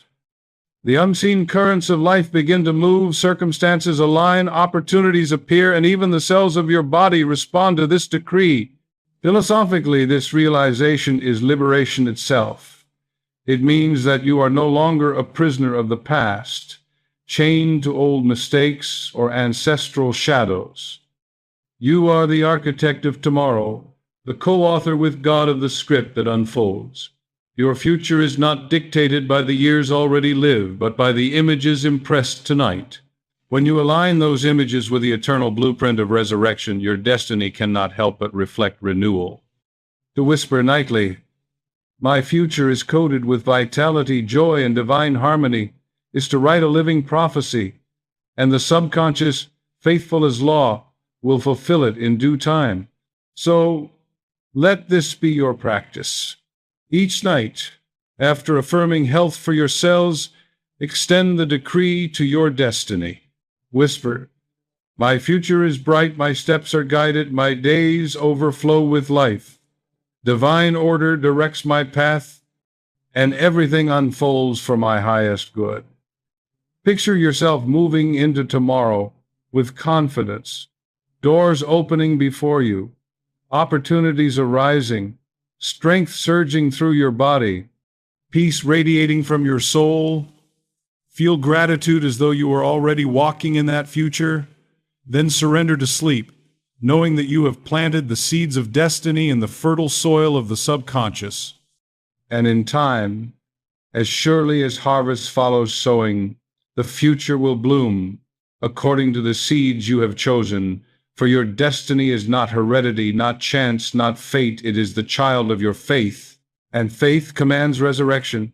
And now, having walked through the valley of fear and resentment, having uncovered the divine blueprint hidden beneath the corrosion of false belief, having proclaimed that the new self is already written, and that the future is but the child of faith, Joseph Murphy leads us to the great act of integration, the nightly ritual of resurrection. For knowledge alone is never enough.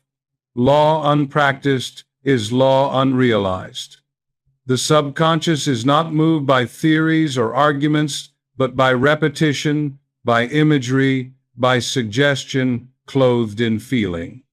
Just as a sculptor does not reveal beauty from marble by striking once, but by steady chiseling day after day, so too must we impress the subconscious steadily with the image of health and wholeness, until the stone of the old self gives way to the radiant form within. Murphy therefore prescribed a sacred practice to be performed at the close of each day, a practice so simple in form, yet so profound in power, that it can rewrite the very code of one's being. The ritual begins with, "Release the letting go of tension in the body and worry in the mind." You lie down upon your bed, close your eyes, breathe deeply, and let the muscles soften, the heartbeat steady, the thoughts slow. This relaxation is not mere comfort. It is the signal to the subconscious that the guard of reason is lowering, that the gates are open, that suggestion may enter unhindered. Into this stillness you begin to whisper words of life. "Every cell of my body regenerates now. Divine order governs me. The spirit of resurrection quickens my mortal body." You speak them slowly, rhythmically, as though rocking the subconscious into agreement. You do not strain or plead. You declare with calm authority, knowing that the word once spoken is law. Then you clothe the word with imagery. You see in your inner vision a golden current flowing through your body, touching every organ, every nerve, every strand of DNA. You imagine each cell lighting up like a tiny lamp, vibrant with life, humming with divine harmony. You picture yourself rising strong, walking freely, smiling radiantly, living joyfully. You allow the scene to become vivid, detailed, and alive until it feels less like imagination and more like memory. The subconscious, unable to distinguish between the two, accepts the vision as fact and sets about fulfilling it. Next comes forgiveness. For Murphy knew that resentment obstructs the flow of life more effectively than any external condition. So you whisper, "I release all who have hurt me. I forgive fully and freely. I forgive myself. Love fills me now." As you say this, you imagine the faces of those you once resented dissolving into light, chains falling away, your heart expanding with freedom. This act cleanses the subconscious of poison, clears the channel, and allows the impression of health to penetrate unopposed. Finally, you seal the practice with gratitude and surrender. Gratitude is the language of completion, the soul's way of declaring that the thing is already accomplished. So you whisper, "Thank you, Infinite Spirit, for the health that is mine, for the renewal already unfolding, for the wholeness that governs me now." You feel the peace of answered prayer, the quiet joy of assurance, the deep rest of faith. Then you let go, surrendering to sleep, confident that the subconscious has received its orders and is even now carrying them out. Through the silent hours while you dream, the inner builder is at work, weaving tissues, restoring balance, regenerating life according to the blueprint you impressed. Murphy urged that this ritual be practiced faithfully for 21 nights, for repetition engraves suggestion into permanence. Night after night, the impressions grow stronger, the blueprint clearer, until the subconscious accepts them without resistance and begins to express them with power. And as the days pass, you notice the signs: a new lightness in the body, a deeper calm in the mind, a quiet joy in the heart. These are the evidences that the law is working, that the command has been received, that resurrection is already underway. So tonight, begin this sacred practice. Whisper your affirmations, paint your visions, release your resentments, express your gratitude, and surrender to sleep. Do this not as a desperate attempt, but as a confident decree, knowing that what is impressed must be expressed, and that the spirit of resurrection dwelling in you cannot fail. For this is the law of inner resurrection, that every night is a death to the old self and a rising into the new, every whisper a command to your cells, every image a decree to your destiny. Practice it faithfully, and you will discover the miracle that Murphy proclaimed, that decline is not your inheritance, regeneration is, and the law of life within you will always answer the command of faith. At the summit of this journey, when all has been spoken and practiced, Joseph Murphy would leave his listeners with the crowning truth that resurrection is not a distant hope nor a symbolic doctrine, but a living reality that can be claimed here and now, in this very moment, by the declaration of faith. For too long, men and women have postponed their renewal, saying within themselves, "One day I will be healed, one day I will be strong again, one day I will find my freedom." Yet Murphy thundered that the subconscious does not dwell in the future tense. It does not understand someday. It knows only the eternal present, the living now. To whisper, "I will be whole," is to instruct the subconscious to forever delay wholeness, to keep it always just ahead, always unreachable. But to whisper, "I am whole now," is to command the subconscious in the only language it understands, to impress upon it the reality of present regeneration, and the subconscious, faithful and obedient, begins at once to execute the order. This is why Murphy insisted that resurrection is always immediate. It is not dependent on years of ritual, nor on the slow turning of fate, nor on the permission of circumstance. Resurrection is the sudden emergence of the eternal pattern into visibility, the instant reassertion of the divine blueprint once it is accepted by faith. Appearances may take time to shift, just as a seed takes time to sprout after it is planted. But the inner reality is established the moment the suggestion is impressed. The law begins its work in silence, unseen but inexorable, and the outer result will come in its season. The key is to declare it now, to feel it now, to believe it now. Imagine the dawn breaking after a long night. For hours the world lies in darkness, and one might despair that the sun will never rise. Yet, in an instant, the first light appears on the horizon, and the certainty of day banishes every fear of endless night. So it is with the declaration of resurrection. The very moment you affirm it, the darkness of despair begins to recede, and the light of renewal shines in your heart, announcing that the day has already begun. You may not yet see its fullness, but you know it is inevitable, because the dawn is already present. Philosophically, this truth is the final liberation from determinism. You are not a creature of time dragging the chains of yesterday into tomorrow. You are a spiritual being living in the eternal present where God's law is always active. To affirm now is to step outside the illusion of delay and to enter into alignment with reality as it is in spirit. The body must then follow, for it is but the servant of the mind, and the mind that accepts wholeness now commands the body to express it. Theologically, this is nothing less than the gospel of resurrection applied to the individual soul. Christ declared, "I am the resurrection and the life, not I will be, but I am." In that eternal present, Lazarus was raised, the sick were healed, the blind received sight. When you echo that I am in your own whispers, I am whole, I am strong, I am renewed, you are not imitating but participating in the same law, the same spirit, the same eternal life that raised Christ from the grave. This is the essence of divine inheritance. To live in resurrection now, not to postpone it for some other world or time. So tonight, seal your practice with a final declaration. As you lay down and the veil of sleep descends, whisper slowly, reverently, with feeling, I am whole now. I am strong now. The resurrection power quickens me now. Every cell of me vibrates with divine life now.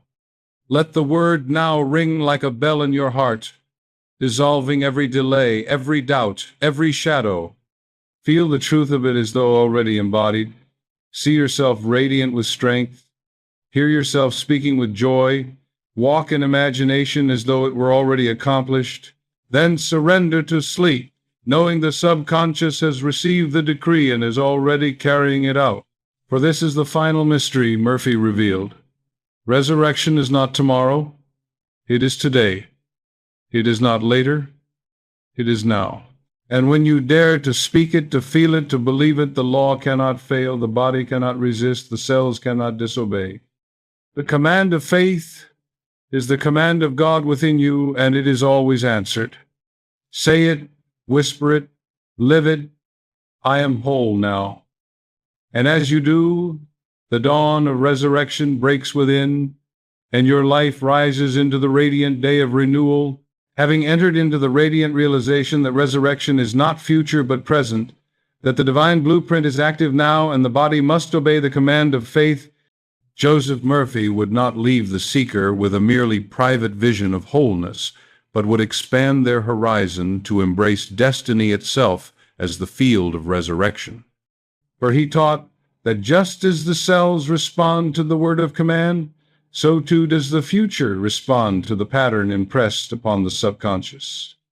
The future is not some dark, uncharted forest into which we stumble blindly, but a garden planted with seeds of thought, watered by emotion, and harvested in due time. Every affirmation, every whispered decree, every nightly visualization is a seed sown into that garden. And just as surely as an acorn cannot yield thorns nor a weed blossom into roses, so the seeds planted in the subconscious determine the harvest of destiny. If you whisper decline, the future unfolds as decline. If you whisper resurrection, the future rises as renewal. Murphy loved to insist that destiny is not fate but faith. Fate is the word of bondage, the belief that one is chained to heredity, to environment, to the shadows of the past. Faith is the word of freedom, the conviction that the spirit within is greater than circumstance, greater than genetics, greater than statistics, greater even than time. When you whisper before sleep, my future is guided by divine wisdom. My path is straight, my days overflow with life, my destiny is radiant with abundance. You are planting in the subconscious the blueprint of a future so luminous that it cannot help but manifest in due season. The subconscious, impartial as ever, sets about arranging people, opportunities, and even the chemical life of your body to reflect that image. Consider the metaphor of a sculptor facing a block of marble. To the untrained eye, the marble is a dead mass, cold and heavy. But to the sculptor's imagination, the figure is already present within. He need only remove the excess stone to reveal it. So too is your destiny already present within the subconscious. What you believe, you carve. What you imagine, you reveal. If you imagine shadows, the statue will bear scars and fractures. But if you imagine radiance, the statue emerges as beauty. Each affirmation, each visualization, each whispered command is a chisel stroke removing what is false and revealing what is true. Destiny, like marble, is already shaped by the hands of imagination, and the figure that emerges is the future you will live. Theologically, this insight is supported by the eternal truth that, as a man thinketh in his heart, so is he. The heart in Scripture is the subconscious, the inner workshop of faith. To think in the heart is to impress upon the subconscious an image of reality. And what is impressed there must, by the law of life, be expressed in time. When you declare with conviction, "My future is coated with vitality, joy, and divine harmony," you are speaking a living prophecy, and the Spirit within, which governs both cells and circumstances, hastens to fulfill it. This is why Murphy called the subconscious the womb of creation. It receives the seed of faith and nurtures it until it comes forth into the visible world. So let tonight's practice extend beyond the body into the vast canvas of tomorrow. As you lie down, do not only whisper, "My cells are renewed," but also whisper, "My future is renewed." Divine order guides every step. Doors open before me. Opportunities surround me. Love and abundance flow through me. Picture yourself walking into days filled with light, meeting the right people at the right time, flourishing in health, radiating peace. Feel the gratitude of that fulfilled destiny as though you were already living it. Then surrender to sleep, confident that the subconscious has received both the command of the body and the command of destiny, and is already shaping both into harmony. For your future is not the echo of heredity, not the shadow of fear, not the repetition of yesterday. Your future is the child of your faith, and faith commands resurrection. And now, as the circle of teaching draws to its radiant conclusion, Joseph Murphy would weave every thread of truth into one seamless garment of practice, presenting what he called the nightly ritual of resurrection, a sacred ceremony not of outer pomp or elaborate rite, but of inward alignment, simple in form, yet infinite in consequence. He taught that the subconscious is most impressionable in the moments before sleep, when the body sinks into rest and the vigilant conscious guard lowers its defenses. This twilight state, poised between waking and slumber, is the golden gate through which suggestion passes directly into the inner workshop of life. It is here, at this threshold, that you become priest and prophet of your own destiny, whispering decrees that the subconscious must obey through the silent hours of the night. The ritual begins in stillness. You lie upon your bed and allow the body to relax, to surrender its burdens, to dissolve its tensions. You breathe deeply and evenly, sending a signal of peace to every nerve and muscle. In this calm, the mind is softened, receptive, like fertile soil awaiting seed. Into this soil you plant the first word, gentle, rhythmic, certain. I command my cells to regenerate. Every organ is restored. The spirit of resurrection quickens my body now. You whisper it not as a plea, but as a decree, not as a question, but as law. The subconscious, hearing this decree in the silence, accepts it as its new command. Next comes imagery, for the subconscious thrives on pictures. You envision a golden stream of light descending from infinite spirit, flowing through your body like liquid fire, touching each cell with vitality, illuminating each strand of DNA with divine order. You see your blood coursing strong and pure, your heart beating steady and powerful, your lungs expanding with ease, your nerves humming with harmony. You do not merely see, you feel. You sense warmth flooding your limbs, strength rising in your muscles, peace radiating from your core. You let gratitude swell in your heart as though the transformation were already complete, for gratitude seals the impression with the certainty of faith. Then comes forgiveness, the clearing of the channel, the releasing of the past.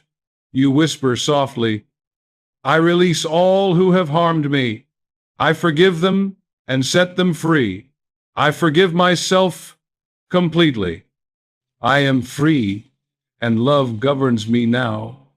As you say these words, you imagine chains falling from your heart, bitterness dissolving into light, resentment evaporating like mist in the morning sun. You feel space open within, circulation restored, energy flowing freely once again. The subconscious, cleansed of poison, now has no resistance to the new command of life. Finally, you seal the ritual with surrender and thanksgiving. You whisper, thank you, Infinite Spirit, that it is done. Thank you for the wholeness now manifesting. Thank you for the life eternal flowing through me. You allow peace to enfold you like a warm mantle, knowing that the work is no longer yours, but the subconscious's, the divine physician's, the eternal gardener's. And as you drift into sleep, you rest in the assurance that through the night the silent surgeon is obeying your command, directing your cells to regenerate, weaving tissues anew, restoring vitality, shaping tomorrow, according to the decree you impressed tonight. Murphy promised that if this ritual is practiced faithfully for 21 nights, transformation must follow, for the law is absolute. What is impressed is expressed. Night after night, the impression grows deeper, the blueprint clearer, until the subconscious no longer questions but executes without delay. And then the visible evidence appears, perhaps gradually, perhaps suddenly, but inevitably. Strength returns, pain dissolves, opportunities open, life renews.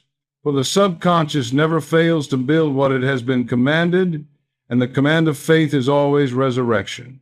So let this be your nightly work, to lie down in peace, to whisper words of life, to paint images of health, to release resentments, to express gratitude, and to surrender with trust. Repeat it with devotion, not mechanically but reverently, until it becomes the rhythm of your evenings, the music of your soul. And as you persist, you will prove for yourself the eternal truth Joseph Murphy proclaimed, that you can command your cells to regenerate, that the law of inner resurrection is active within you, and that every whisper of faith before sleep is a decree that reshapes your body, your destiny, and your world. At the close of this teaching, Joseph Murphy would not merely rest the case on private healing or personal transformation, but he would lift the vision outward to embrace humanity itself in the radiant scope of this law. For he saw that the whispers of individuals, multiplied across hearts and homes, become the tide that shifts the destiny of nations and the future of the world. Just as each cell in the body responds to the command of the subconscious, so too each soul in the human family contributes to the subconscious of the race, that vast collective field where the fears of centuries and the faith of saints intermingle and give birth to the currents of history. Wars, poverty, epidemics, and decline are not merely the workings of blind fate, they are the harvest of collective fear impressed upon the world's subconscious. But just as surely, renewal, peace, prosperity, and resurrection are the inevitable harvest when faith is planted instead. Thus, every whisper of health before sleep is not only medicine for your body, but a ripple in the ocean of humanity's soul, carrying its vibration outward into the whole. Murphy would tell his listeners that the awakened soul has a responsibility as well as a privilege. Once you know that the subconscious obeys every impression, you can no longer afford to whisper fear, to rehearse hatred, to indulge resentment, for those impressions do not stop at your skin. They radiate outward, mingling with the collective atmosphere. But the reverse is equally true. Every affirmation of love strengthens the climate of love on earth. Every declaration of health contributes to humanity's healing. Every vision of abundance enriches the field of supply. Imagine then what could happen if thousands, tens of thousands, millions of men and women around the world lay down each night and whispered not despair but resurrection, not fear but faith, not resentment but forgiveness, not decline but renewal. Imagine the collective subconscious, long poisoned by fear, being cleansed by a flood of whispered affirmations of divine order. The tide of history itself would turn, for the law that governs the individual also governs the whole. Consider the metaphor of a choir. One voice may sound frail, wavering in the night, but when voices multiply, the harmony swells until the very walls tremble with resonance.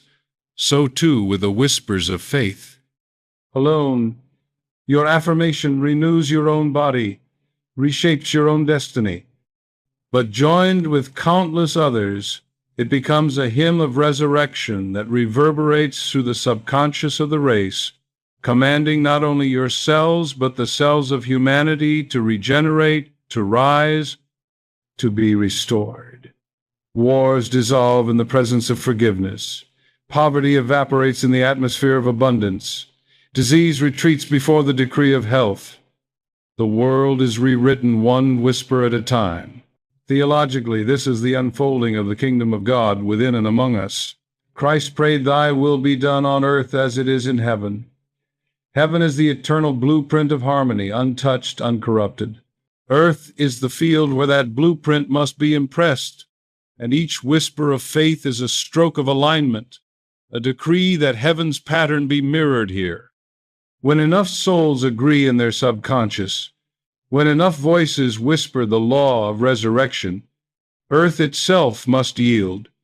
For what is impressed must be expressed not only in one body, but in the body of humanity. So tonight, as you prepare your own ritual, remember that you do not whisper alone.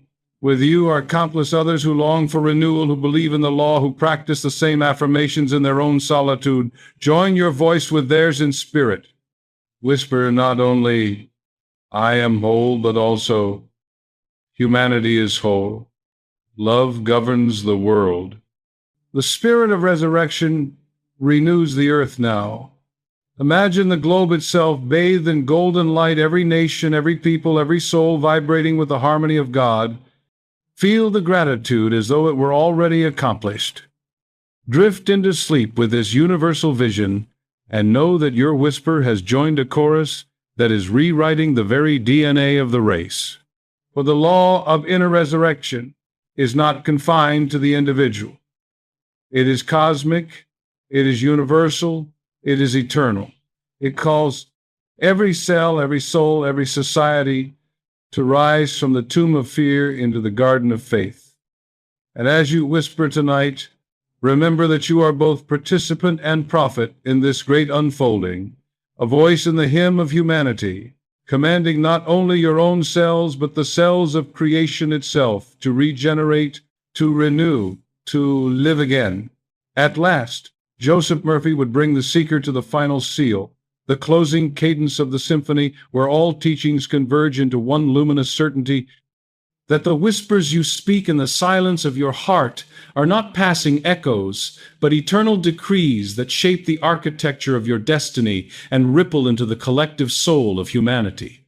He would remind his students with solemn joy that nothing is ever wasted. No word spoken in faith ever falls into emptiness. No affirmation whispered before sleep is ever lost.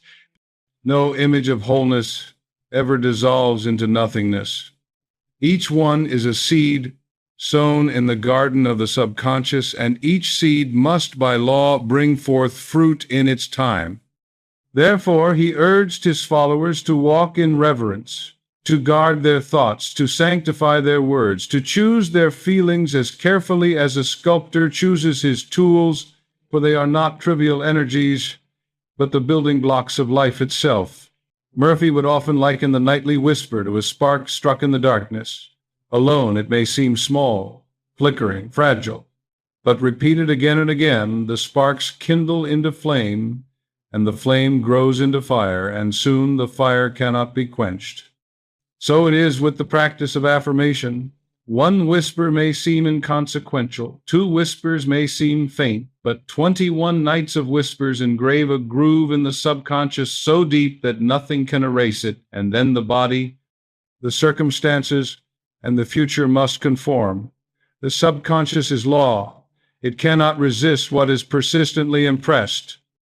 This is why he declared that destiny is not written by chance, nor dictated by heredity, but authored by the soul that dares to whisper truth with conviction, night after night, until truth becomes flesh.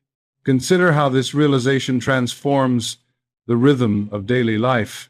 The seeker no longer wanders in confusion, muttering careless words or rehearsing fears, but moves with purpose, knowing that every syllable is a command, every thought an impression, every emotion a decree.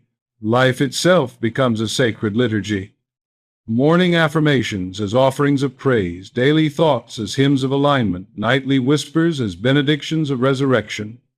The seeker becomes priest and prophet of their own temple, ministering to the cells of their body, speaking to their subconscious as one speaks to a beloved child, guiding it gently but firmly into the paths of health, joy, and abundance. Theologically, this is the fulfillment of the divine promise.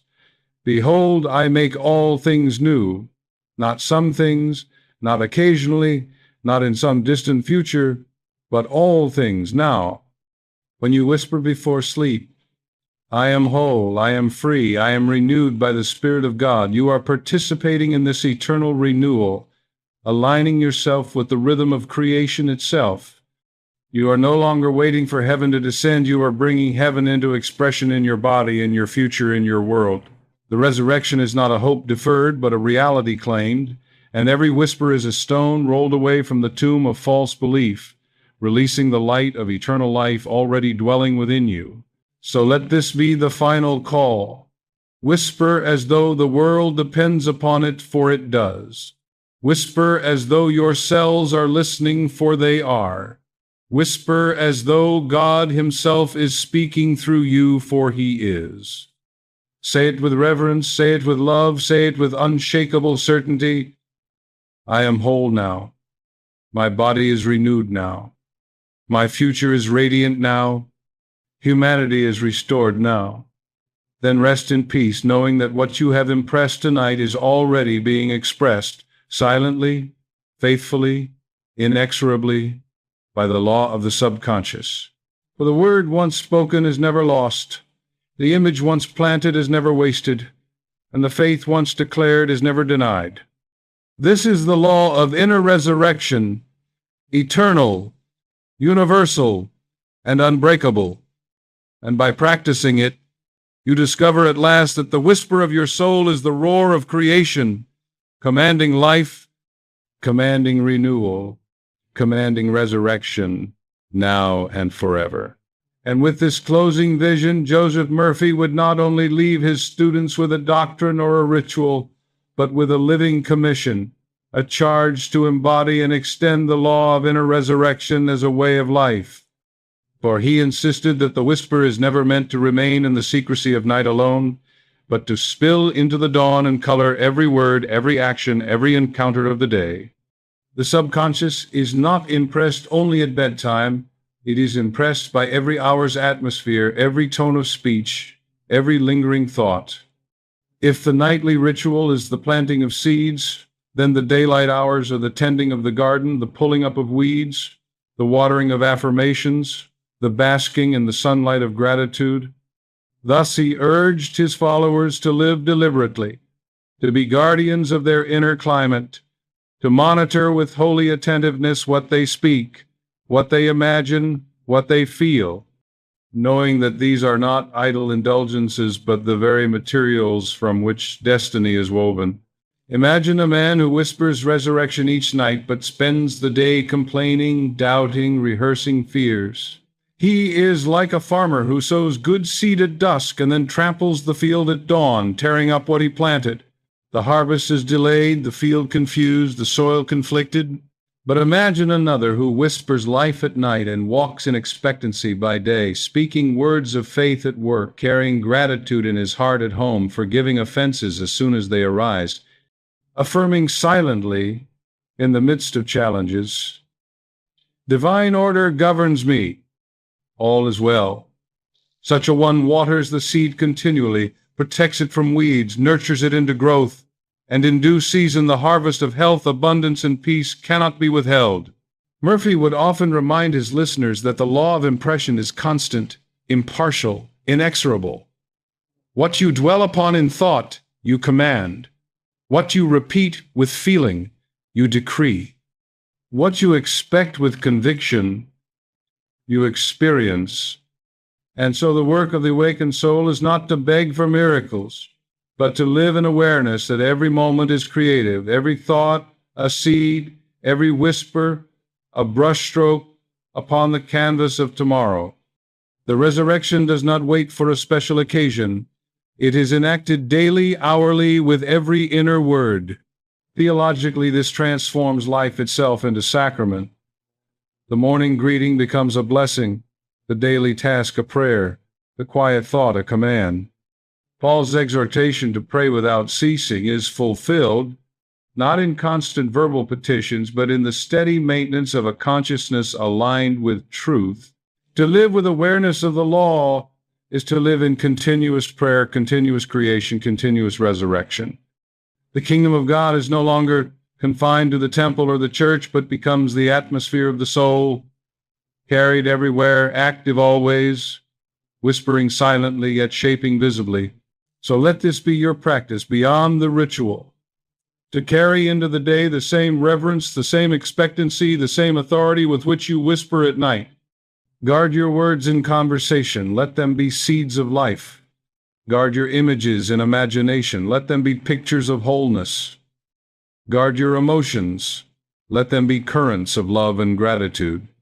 And when challenges arise, let them not drag you back into fear, but let them become opportunities to reaffirm, to say again with conviction, "I am whole now.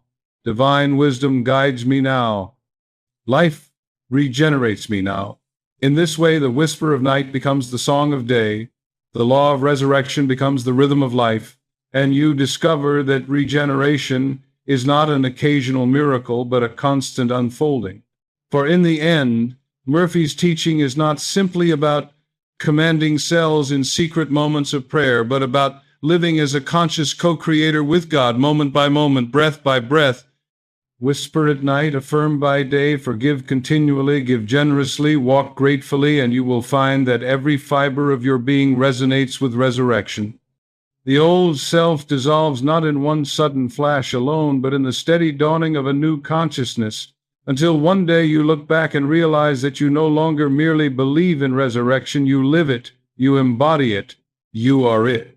And in this final unfolding, Murphy would invite his listeners to see themselves not only as recipients of the law, but as transmitters of it, living testimonies whose very presence becomes a contagion of faith and renewal in the lives of others. He would remind them that the subconscious is always listening, not only within the individual, but also resonating across the invisible bonds of human connection. The atmosphere of your soul influences those around you just as surely as fragrance fills a room or warmth radiates from a flame. If you walk burdened with fear, complaint, and despair, others feel it, and knowingly or not, take on its weight. But if you walk clothed in peace, speaking words of life, carrying an inward song of resurrection, then those who come near to you cannot help but feel uplifted, as though they too had heard the whisper of renewal within their own hearts.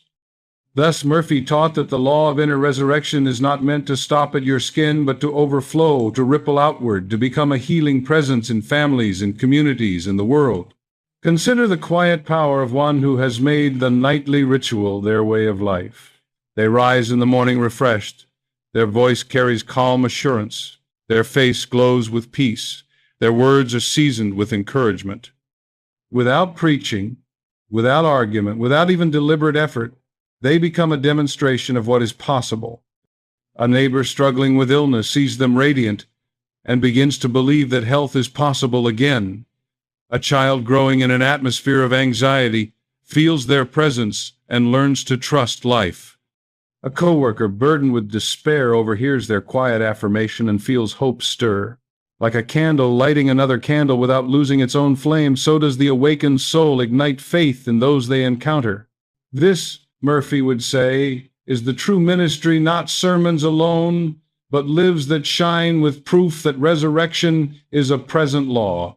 Philosophically, this reveals the communal dimension of consciousness.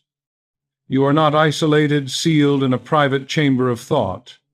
Your whispers, your beliefs, your inner climate contribute to the collective field of humanity. Each act of faith is a contribution to the healing of the race. Each affirmation, spoken with sincerity, is a stone placed in the foundation of a brighter world. To practice the law is therefore to accept responsibility not only for your own body and destiny, but also for the shared destiny of mankind. Theologically, this vision expands the scope of resurrection into its cosmic meaning. Paul declared, "As in Adam all die, so in Christ shall all be made alive." To Murphy, this was not only a prophecy of the afterlife, but a revelation of the law, that the Christ consciousness of resurrection within one becomes the seed of life for many.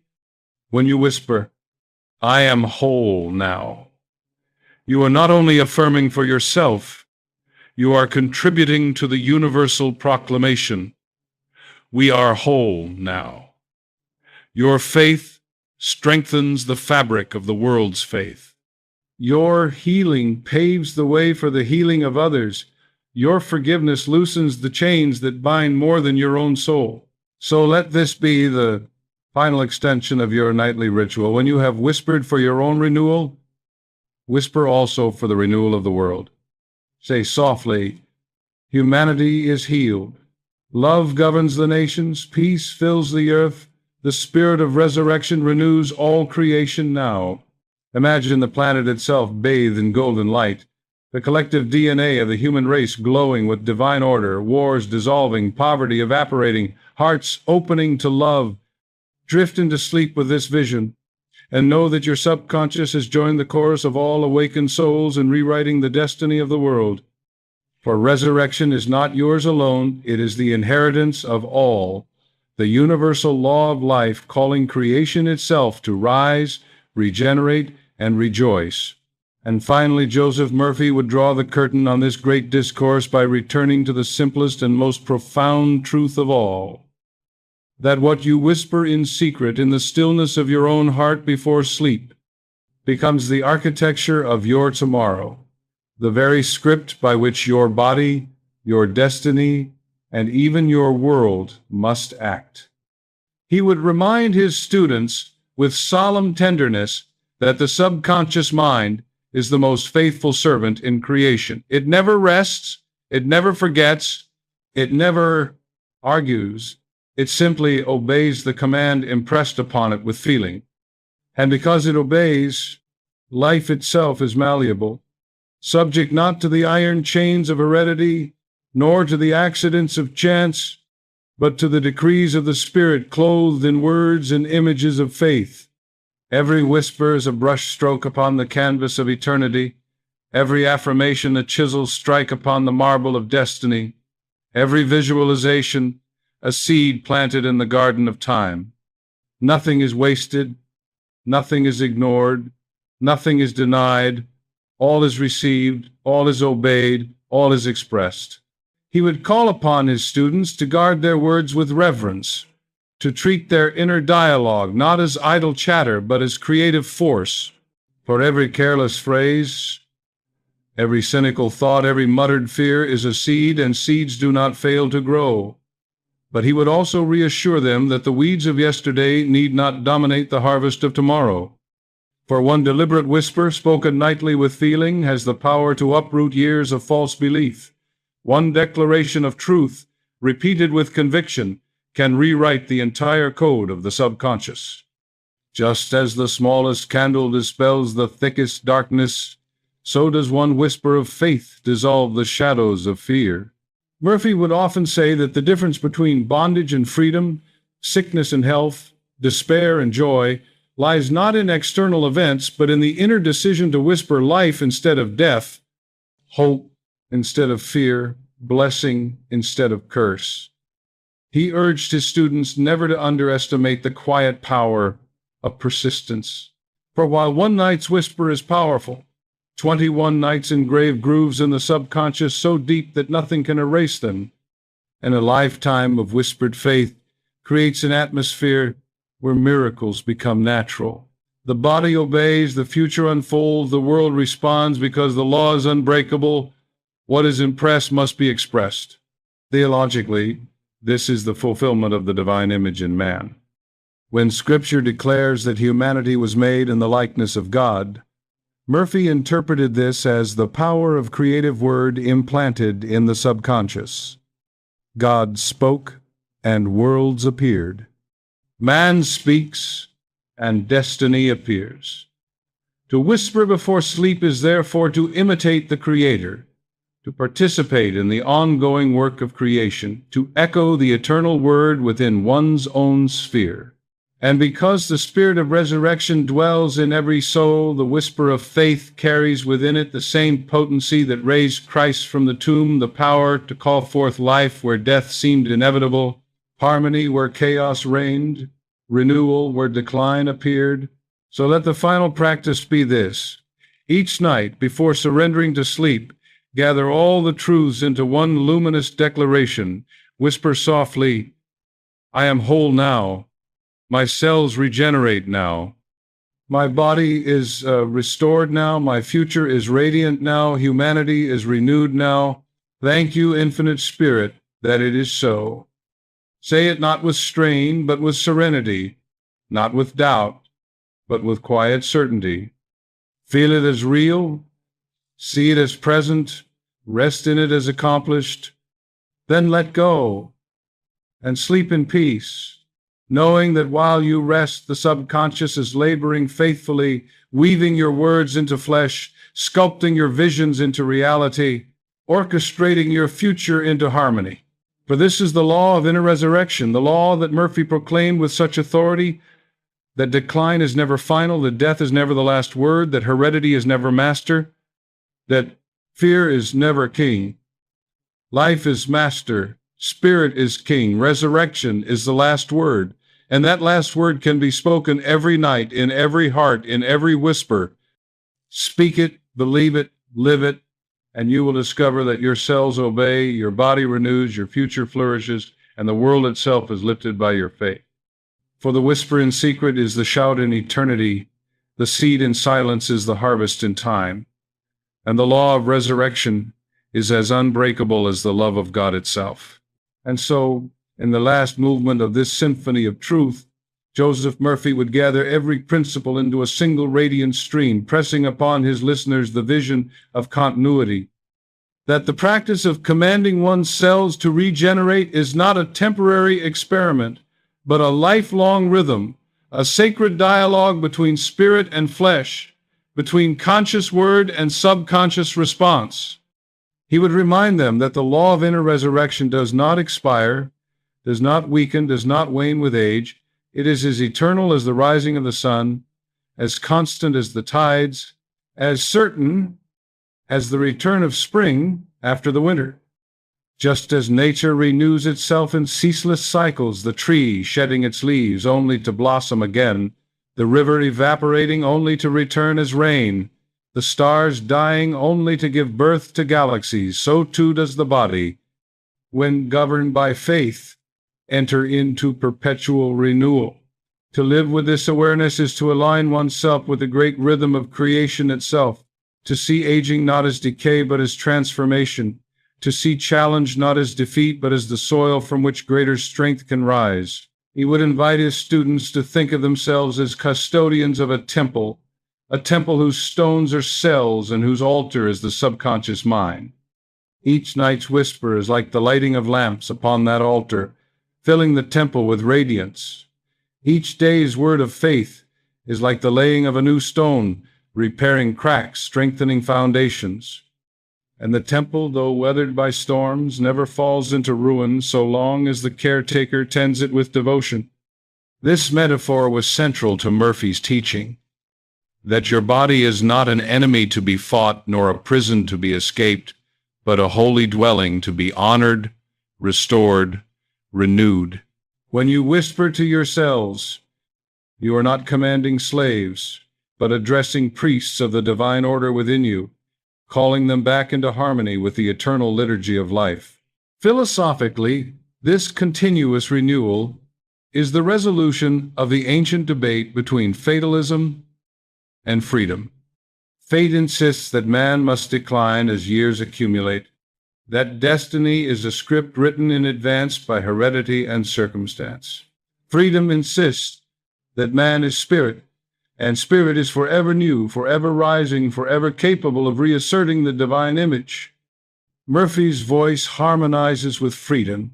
You are not chained to the cycle of decline, you are invited into the cycle of renewal.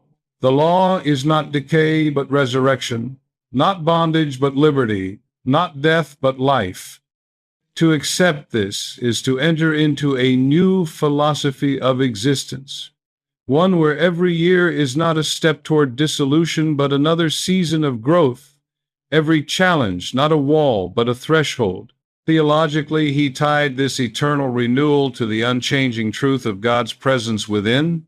Behold, the scripture says, I make all things new. This promise is not suspended in the heavens, it is inscribed in every cell of your being. The Spirit that breathed life into Adam, that raised Christ from the tomb, that sustains the galaxies, is the same Spirit whispering through your subconscious even now. Live, renew, regenerate. To live in faith is to allow that voice to echo through you without obstruction, to let divine order sing its way through your cells until every organ, every tissue, every thought vibrates with the song of life. And so Murphy's closing exhortation is simple yet inexhaustible. Never cease the practice. Whisper when you are weary, whisper when you are strong, whisper when you are afraid, whisper when you are joyful. Let the words of resurrection become the breath of your nights and the rhythm of your days. Speak gently but consistently. I am renewed, I am whole. I am life eternal in expression. Carry the practice until it is not a practice but a way of being, until the whisper is no longer a conscious effort but the very song of your heart. For then and only then will you realize the full grandeur of the law of inner resurrection, that life is not a march toward death, but a spiral of endless renewal, that your body is not condemned to decline but invited to regenerate, that your destiny is not chained to fear but liberated by faith. This is the final word of the teaching, not decline but resurrection, not bondage but freedom, not despair but the eternal whisper of life rising forever within you. Joseph Murphy, in the quiet grandeur of his message, would often conclude by turning the seeker's gaze toward the great paradox that lies at the heart of spiritual law, that the whisper which feels so small, so fragile, so fleeting, carries within it the force that moves galaxies, heals nations, and regenerates the very tissues of the body. He would remind them that man is constantly tempted to look for power in noise, in spectacle, in the thunder of outer circumstance. But the true law of life works in silence, in stillness, in the intimate secrecy of the heart. Just as seeds germinate underground, just as embryos form in hidden darkness, just as the stars themselves are born in the quiet womb of the cosmos, so too does the power of resurrection begin with whispers spoken in faith. What the world dismisses as trivial, the subconscious magnifies into destiny. What seems like a murmur in the night becomes in due season the shout of a transformed life. Murphy would say that every soul must eventually learn to trust this silence, to believe that their whispered words are not lost in the void but are immediately received by the subconscious engraved upon the inner blueprint and set into motion by the Spirit of God within. Too many abandon the practice because they do not see instant results, forgetting that nature herself conceals growth until the appointed time. A farmer does not dig up the seed each morning to check its progress. He trusts the soil, he trusts the law, he waters faithfully, and he waits with assurance. So too must you learn to trust the law of resurrection. The moment you whisper, "I am whole now, I am renewed now, I am resurrected now," the seed is planted, the process has begun, the law is already at work. Delay in appearance is not denial. It is simply the invisible rhythm of growth unfolding in its perfect order. Theologically, Murphy rooted this assurance in the timeless truth of divine fidelity. God is not mocked, for whatsoever a man sows, that shall he also reap. If you sow fear, fear returns. If you sow faith, faith blossoms. If you sow resentment, resentment corrodes. If you sow forgiveness, forgiveness liberates. The law is impartial, unwavering, eternal, and this is its comfort.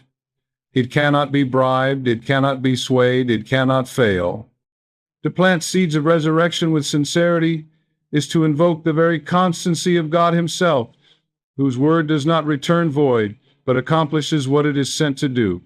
When you whisper health into your cells, you are speaking with the same creative authority that framed the universe, and the subconscious, reflecting the divine, must obey. Philosophically, this trust in the unseen transforms life into a work of art. No longer does the seeker demand proof at every turn. Instead, they live as artists of consciousness, painting each day with the brushstrokes of affirmation, shaping each season with the contours of imagination. They understand that reality is not dictated by appearances, but sculpted by impressions, and so they no longer fear what the eyes see, for they know that the invisible is stronger than the visible, the whispered decree stronger than the shouted doubt. They become co-creators with the infinite, not in arrogance, but in reverence, aligning their whispers with the eternal word that sustains all things. And so Murphy's final counsel is to persevere with patience and joy. Do not measure your progress by the clock or by the mirror. Measure it by the certainty of the law. Each night when you whisper, know that you are aligning with the very rhythm of creation.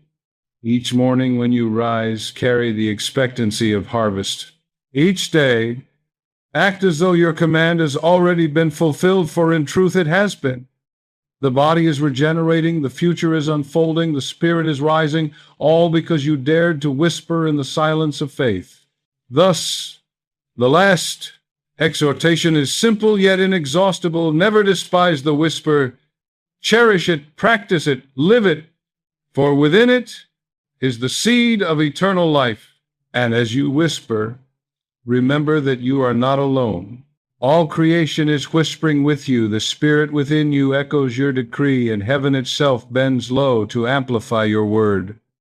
One day you will awaken and realize that the whisper of yesterday has become the song of today, the destiny of tomorrow, the eternal hymn of resurrection sung through your very being. In the very last cadence of his message, Joseph Murphy would draw together every strand of this teaching into a final vision of empowerment, urging the seeker to claim their role, not merely as a petitioner of life, but as a commander of life, a conscious participant in the eternal law of resurrection. He would say that each person stands at a crossroads every night, to drift into sleep as a prisoner of yesterday's fears, or to step into sleep as a sovereign, issuing decrees of renewal that the subconscious must execute. For sleep is not escape, but creation. It is the workshop where the blueprints of the soul are translated into the structures of the body and the patterns of tomorrow. And so he charged his students to approach the night not with resignation but with reverence, to see each evening as a sacred audience with the infinite within, a chance to speak words that echo into flesh, into destiny, into history itself. Murphy knew the longing that dwells in every heart, the longing to begin again, to shed the scars of the past, to awaken renewed, to rise stronger, freer, more whole than before. This longing is universal, whether it takes the form of yearning for health, for peace, for abundance, or for love. And he declared that this longing is not futile, not vain, not the cruel trick of biology, but the whisper of God himself within you, urging you to claim what is already yours. The law of resurrection is not a luxury for a few, but an inheritance for all. The same spirit that animates the stars animates your cells. The same power that lifts spring from winter lifts your body from decline. The same word that raised Christ from the tomb raises you from the shadows of fear into the radiance of faith. Picture the nightly practice as the weaving of a tapestry. Each affirmation is a thread of gold, each visualization a pattern of light, each act of forgiveness a knot untied, each expression of gratitude a jewel set in place. Night after night, as you repeat the ritual, the tapestry grows more beautiful, until one morning you awaken to find yourself clothed in it, a life transformed, a body renewed, a destiny radiant. Others may marvel, calling it miracle, coincidence, or chance, but you will know it as law, as the inevitable harvest of the seeds you sowed in silence. For nothing is wasted, nothing is forgotten, nothing is denied. What is impressed must be expressed. Theologically, Murphy would point to the eternal promise, "Behold, I make all things new." Not some things, not later, not for others only, but all things here, now, within you. The old self passes away each night you choose to release it, and the new self rises each morning you dare to claim it. Resurrection is not a doctrine to be debated, but a law to be lived, not a memory of the past, but the rhythm of the present. And when you align with it, you discover that your whispers are not weak, your faith is not futile, your destiny is not fixed. You are a child of the infinite, and the law of resurrection is your birthright. So let this final exhortation burn in your soul. Never go to sleep without commanding life. Whisper into your heart, "I am whole now. I am renewed now. My cells regenerate now. My future is radiant now. Humanity itself is restored now." Say it with love, with reverence, with quiet confidence. Feel it as real, see it as done, and then rest, knowing the subconscious has already received its orders and that resurrection has already begun. For this is the law, unbreakable and eternal. Decline is illusion, death is transition, resurrection is reality. Whisper it, believe it, live it, and you will discover that your very existence is a hymn of renewal, and that every breath, every heartbeat, every dream is the Spirit of God declaring through you, "Behold, I make all things new." And so Joseph Murphy, with the tenderness of a shepherd and the certainty of a master builder, would end not with an abstraction, but with a call that trembles with immediacy, to make this law the rhythm of your days and the anthem of your nights, to no longer postpone renewal or delegate resurrection to some distant realm, but to live as one who knows that every moment is the canvas of eternity. He would say that the true tragedy of most lives is not failure, but forgetfulness, forgetting that the subconscious is always listening, always receiving, always shaping, forgetting that the spirit within is always ready to quicken, always willing to restore, forgetting that each night is a doorway into creation and each whisper is a seed of destiny. To remember this truth, to live in it, to practice it without ceasing, is to rise above the hypnosis of decline and to step into the authority of sonship, claiming at last the inheritance that has been waiting all along. He would remind you that you are not a beggar at the gates of heaven, pleading for scraps of health and fragments of joy. You are heir of the infinite, bearer of the divine image, custodian of the law of resurrection. Your words are not idle syllables, but decrees. Your imagination is not fancy, but blueprint. Your feelings are not passing moods, but currents that carve the river of your destiny. To live unconsciously, repeating the chants of fear and resentment, is to surrender your temple to vandals. To live consciously, whispering truth with reverence, is to rebuild your temple in glory, stone by stone, cell by cell, day by day. And when you make this the steady rhythm of your life, the body will obey, the future will obey, the world itself will bend toward harmony, for the law cannot resist the persistence of faith. Philosophically, this is the resolution of man's deepest paradox, that though he appears small in the cosmos, though his voice seems fragile in the wind, yet his whisper moves mountains.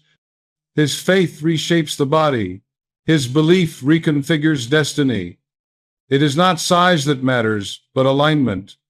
Not volume, but conviction. The sun, though vast, obeys the same law as the seed. The galaxy, though immense, is governed by the same order as the cell. And so, too, your whisper, though faint to the ear, is thunder in the chambers of the subconscious, lightning in the DNA, music in the fabric of creation. Theologically, this final exhortation is the unveiling of the Christ principle within every soul. The kingdom of God is within you, said the Master.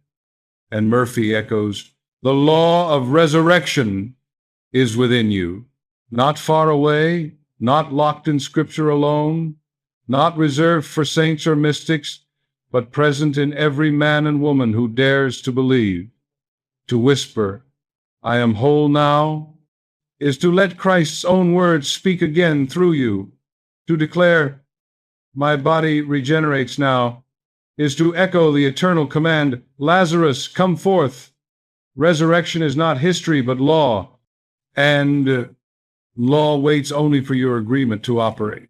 Therefore, let the last word be not analysis, but practice. Tonight, before sleep, take the teaching into your heart. Breathe deeply. Release the weight of the day. Whisper with quiet authority, I am whole. I am renewed. My cells regenerate. My destiny is radiant. Humanity is restored. Thank you, Infinite Spirit, that it is so. Say it until you feel it until you believe it until the subconscious accepts it without question. Then rest, and know the work is done. And when you awaken, rise as one already renewed, already radiant, already living in resurrection. For this is the law of inner resurrection, eternal and unfailing, and the final secret of life. That you need not wait to be made new, you are new now. And in the ultimate benediction of this teaching, Joseph Murphy would remind his hearers that the journey does not end with their own renewal, but continues in the silent, unseen influence they radiate to the world. For once the subconscious has been impressed with resurrection, it cannot help but overflow its vibration outward into the atmosphere of every relationship, every endeavor, every community.